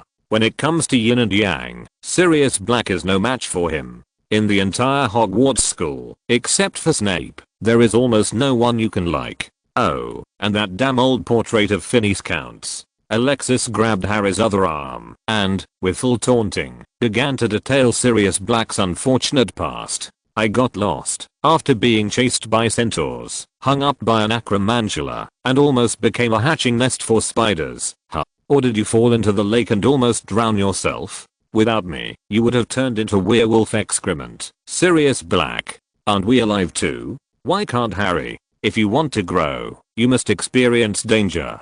Danger is essential." When it came to talking, Sirius Black was no match for Alexis. When Alexis said this, he always felt that what Alexis said made sense, but he also felt that something was wrong. "You're risking his life." Sirius Black was unwilling to give up and continued to argue. "We just agreed to protect him, and it's only been a few days, and you've forgotten it? When I said protect him, I didn't mean to turn Harry into a flower in the greenhouse. This is Azkaban. You madman. You're risking his life. If you think so, I can't help it." Alexis shrugged, looking innocent. "You." Sirius Black was angry. "What are you?" Alexis pulled Harry over, who was confused. "You're always like this, Blake." What am I?" His words were blocked, and Sirius Black was furious. He took 2 steps forward, took out his wand, and was about to take action. "Can you calm down, Blake? Look, you always like to do things so much.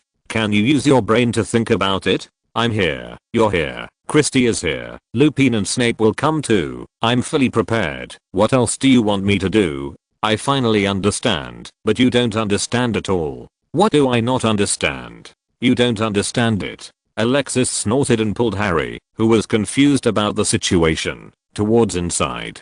Christy stood there, equally stunned, looking at each other with Sirius Black. The words Alexis said seemed familiar to her. Looking at the stunned Sirius Black, Christy suddenly felt that Black was pitiful. "Look at what?" Sirius Black yelled at Christy with a tigerish face, turned around and chased after her. Christy shrugged, suddenly feeling that there was something about Sirius Black that was surprisingly similar to herself. Inside Azkaban prison, in the reception room. "Who's that person?" Harry asked cautiously. "That's an idiot." Alexis replied angrily, thought for a moment, and softened his tone and said, "He is your father's friend just like me and Lupin. But his brain was left in an unknown corner, and he has never been able to find it." Alexis pulled up a chair and sat down, leaned over to Harry, and said seriously, "Listen, Harry, I'm asking you one last time. Are you sure you want to stay? If you want to leave now, I can take you back, and maybe you can wait for us at the Byron Hotel. At night, you can't leave, even if you want to." Harry shook his head and said firmly, "Mr. Alexis, I have already thought about it. I want to stay." Alexis stared at Harry for a moment and patted him on the head. "Good boy, Alexis." The cozy atmosphere was once again ruined by Sirius Black. He kicked open the door to the reception room angrily and rushed in, wand in hand. "Hey, Blake." Alexis called to Sirius Black. Looking at his worried and angry expression, he sighed and rubbed his forehead with a headache. "I don't expect you to understand what I did now, but at least you have to trust me and not harm Harry. This is an action that even Dumbledore agrees with. Black, at least use your brain to think about why I did this." Seeing that Sirius Black was successfully induced by him, Alexis continued, "The person who stole the time turner is Fenrir, right?" Sirius Black nodded subconsciously. "Fenrir is different from other Death Eaters. He has to consider not only Voldemort, but also his fellow werewolves. Fenrir's relationship with Voldemort is different from other Death Eaters. He is more like cooperating with Voldemort. He provides Voldemort with power and the support of werewolves. Voldemort promises to help him improve the social status of werewolves. Once Voldemort succeeds, if this also means that the people coming this time cannot be all Death Eaters. Even Fenrir may not show up." He glanced at Christy, who had walked in behind Sirius Black, and pointed behind him. "Besides, most of the powerful Death Eaters have been imprisoned here. It's impossible for Fenrir to invest all his family wealth for Voldemort. At least he can't do this until he sees tangible benefits. In other words, the theft of the time turner this time is probably just a test by Fenrir. I even suspect that he had no intention of participating in it at all. The most he can do is give the time turner to other Death Eaters and let them die. After all, time turners are a hot potato now. Whoever gets them will become the enemy of the entire wizarding world. It is impossible for Fenrir to let werewolves stand on the opposite side of the wizarding world. After all, his ultimate goal is to improve the social status of werewolves." Sirius Black was already confused by Alexis's words. He looked confused, with a blank expression of "What are you talking about? Why can't I understand?" which made Alexis endure. He couldn't help but laugh. "So, bringing Harry here this time just seems dangerous, but it's not actually that dangerous. You don't understand, right?" Alexis asked, standing up and patting Sirius Black on the shoulder. Blake nodded subconsciously. "It doesn't matter, just listen to me as before." Sirius Black nodded subconsciously, and he didn't realize what Alexis was saying until he was halfway through the nod. Okay. Alexis hooked his neck. "I know you are worried about Harry's safety. I have asked him to practice the Patronus charm in advance. This time he is just here to see the world." Chapter 149, Reunion. The argument ended with Sirius Black being doubtful and Alexis looking confident. Alexis started introducing Christy and Blake to Harry.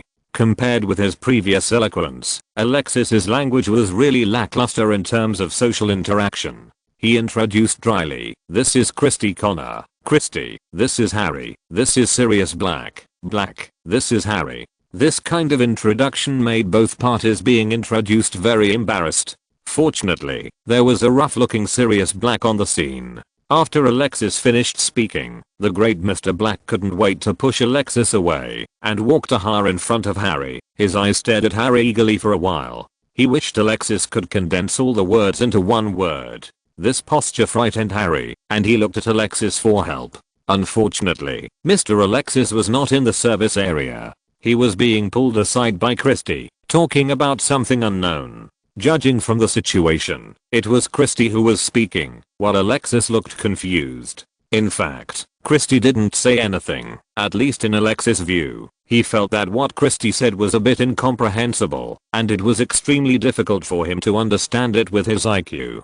"Good guy, I didn't expect this woman to have grown so much in just 2 months." Listening to Christy talking about is Grindelwald easy to get along with? And do you know any other wizards? And has there been any progress in academic research? Alexis secretly admired her. Then Alexis frowned and realized that things were not simple. He found that Christy's topics were getting more and more jumpy. In one sentence, he was asking him about the content of the newly released magic potions, and botany. In the next sentence, he was asking about the climate of Nurmengard, and in the next sentence, he was asking him about the climate of Nurmengard.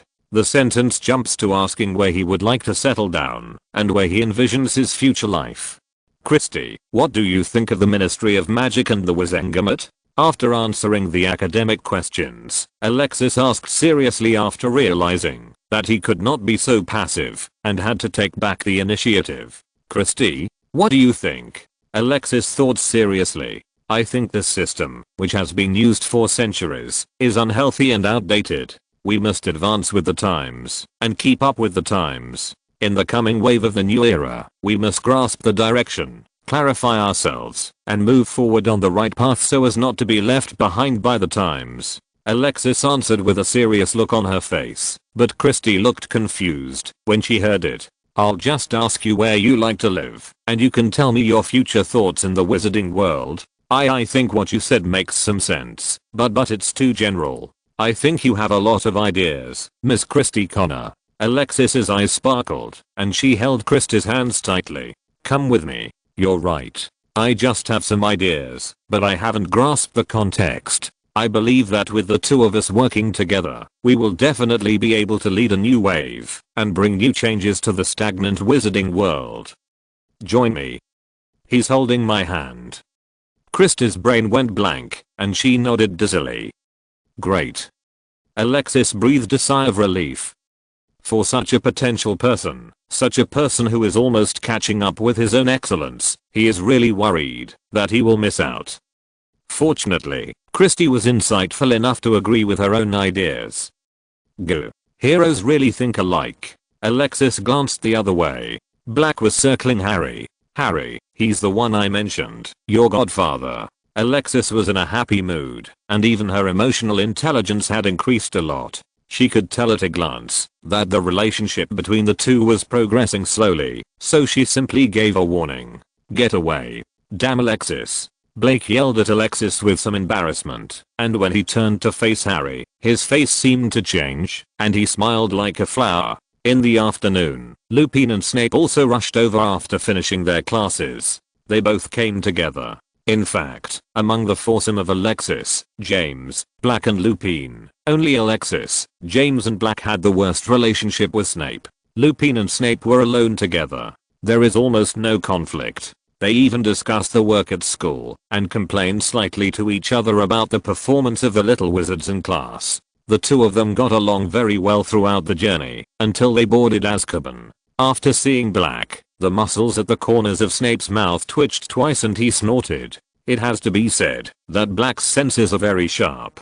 Even though Snape's snort was very slight and there were so many people present, he was still keenly aware that Snape was expressing disdain to him. As soon as Black's expression changed, he was about to rush forward to perform a round of humane destruction on Snape. He just took 2 steps and stopped again when he remembered that Harry was still watching behind him snort. Black snorted loudly at Snape, almost loud enough to hear the thunder, and stepped back to Harry with his head held high. Severus, Lupin, Alexis and the two of them were old acquaintances. They nodded to each other and walked into the reception room together. Unlike Black and Christy, Alexis went to see Snape and Lupin last night, and they knew in advance that Harry would appear here. After meeting Moody and the two almost fighting, Alexis returned to Hogwarts and went to find Dumbledore, directly overturning the previous plan. After some persuasion from Alexis, Dumbledore reluctantly agreed that Alexis would be responsible for the entire Azkaban Christmas Eve operation, including manpower and layout. After leaving the principal's office, Alexis went to find Snape and Lupin. Snape was very easy to persuade. After hearing Alexis's idea, he only thought about it for a few minutes before nodding in agreement. Lupin was more difficult to convince. Like Black, he was more worried about Harry's safety, but after listening to Alexis patiently explain for several hours, he agreed. Then, Alexis met Filch at the door of the room of requirement and saw Harry looking in the mirror in the room. After seeing Harry successfully use the Patronus charm, Alexis's last worry disappeared. The dispute with Moody came from Harry. In fact, Alexis didn't think Harry would be threatened by enemies at all. Rather than this, He was more worried that Harry would be attacked by Dementors. Now that Harry had learned the Patronus charm, this worry was no longer a problem. Chapter 150. It was the Dementors who made the first move. The arrival of Snape immediately made Azkaban lively. This is not to say that Snape is a versatile person, but the collision between him and Sirius Black. Sirius Black seems to have a strange quality. He is almost instinctively only good to those he likes. To others, he is a villain. Unfortunately, among the 6 people on the entire island, Snape is the only one who is no longer within this respectable range, and is still very far away from this range. Alexis. Sirius Black shouted after hugging Lupin, as he unscrewed the bottle cap for Harry, who had become Harry's nanny since he met him. He looked askance at Snape. Are you sure it's okay? Perhaps when that cunning werewolf Fenrir comes, we will be attacked from both sides. Black rarely used his brain to speak less bluntly, and gently reminded Alexis that Snape was also a Death Eater. Be careful that they were fighting Fenrir outside, and Snape took advantage of it. Release all the Death Eaters. Of course, it is also possible that this is just a mockery of Black's kung fu skills, deliberately showing off. Snape had a sullen face, and glanced at Harry beside Black. His lips moved, but he made no sound. Lupin felt that this was not good. Everyone was on the same front now, and shouldn't be so suspicious of each other. He quietly pulled Black, gesturing for him to stop talking. Snape, do you have this on you? Sirius Black asked, gesturing in the air. Harry looked confused, and didn't know what Black was gesturing at, but the others saw that it was the dark mark point. It is unique to Voldemort's Death Eaters. At least I'm not in Azkaban. Snape retorted sullenly. Oh, Mr. Black. Please forgive me for not having had your experience escaping from prison and making headlines. TSK, what a legendary experience. I'm afraid you and Lucius have a lot in common, Snape. After all, you both have similar experiences. Blake was good at kung fu, so he did not immediately get angry, but chose to retaliate in the same way. This means that Snape, like Lucius, was once a member of the Death Eaters, and now he has become a professor at Hogwarts. Bellatrix, Mr. Black, didn't you go visit her? I heard he is being held here. Maybe you should be locked up too. After all, you are the same. The 2 people exchanged words with each other, and immediately started to quarrel. Without saying a word, Alexis stood up, and led Harry outside. What do they mean? Coming outside, looking at the dark sky and the Dementors circling back and forth, Harry asked in a low voice. Sirius Black was once considered the murderer who betrayed James and Lily, and was imprisoned in Azkaban. You should have seen this in the newspapers. Alexis leaned against the wall, looking at the shrinking encirclement of the Dementors, and explained. Snape, he was once a Death Eater. Almost everyone in Slytherin House became Death Eaters back then. Don't mind them. They just don't like each other. It's okay. Alexis pointed at the approaching Dementor, and turned her head to Harry. Look, they're coming. Harry also saw that when they first landed on the island, the Dementors were still patrolling around the area in a very orderly manner, but now they were trying to get closer to them. Seeing the black smoke rising from the Dementor's tattered robe-like appearance, he was a little nervous and couldn't help but tighten his wand.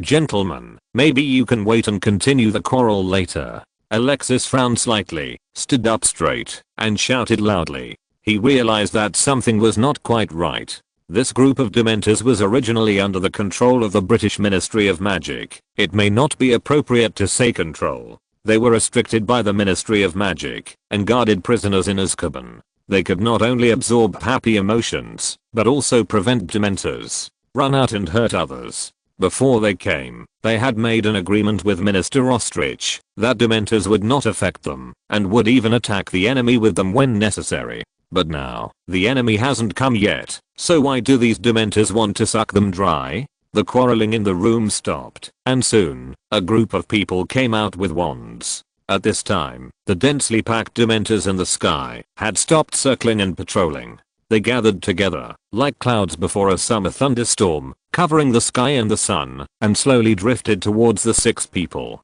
The surrounding temperature dropped sharply, and the already cold air seemed to turn into ice. They could even see clearly the Dementors' claws made of smoke. That's what you said, okay? Snape said something, whether he was mocking or questioning. No one paid attention to him. Even Black, who disliked Snape the most, didn't take the opportunity to taunt him at this moment. Everyone drew their wands, surrounded Harry and Alexis, and stood ready. The Dementors in the sky were getting closer and closer, and they were soon surrounded by Dementors. They were densely packed in front, back, left, right, and in the sky. Hold on, Alexis said with a frown as she hugged Harry. You sure? Blake was shivering from the cold temperature. Alexis said nothing. If the Dementors really attacked them, was it the Minister Ostrich's work, or was it the work of the Death Eaters? In memory, according to the original historical development, Voldemort pried the Dementors from the Ministry of Magic and used them for his own use. In other words, the Death Eaters had the method to control the Dementors. But this cannot completely rule out the suspicion of Minister Ostrich. Originally, the whole thing happened because of him. He wanted to frame Rufus, but he accidentally let Fenrir steal the time turner. Originally, Alexis was sure that Minister Ostrich really wanted to retrieve the time turner, but now it seems that he cannot rule out the possibility that, while retrieving the time turner, he will also use Dementors to eliminate dissidents. Do you still have to wait? Blake asked loudly, his teeth chattering. The tip of his wand began to glow with silvery starlight. Drive them away first to preserve our strength, Alexis shouted. Calling God Guard, Alexis finally gave the order to take action. Lupin, Black and Christy waved their wands in unison, and strands of silver-white ribbons flew out from the tip of the wand, intertwining in the air, and converging into 3 animals. Wolf, dog, lion. Alexis glanced at Snape. Snape hesitated for a moment, waved his wand, and a cloud of silver starlight flew out without forming a specific shape. When the Dementors encountered the Patronus spell, they immediately stopped surrounding them, but they did not disperse, but continued to surround them, and surround them inside. 3 patron saints surrounded them, protecting them from the Dementors. End of this chapter. Thank you very much for reaching the end. Don't forget to like. Looking for more exclusive content and immediate access? Subscribe to our Patreon. Remember, every like, subscription, or donation encourages us to continue. Thanks to everyone. See you in the next video.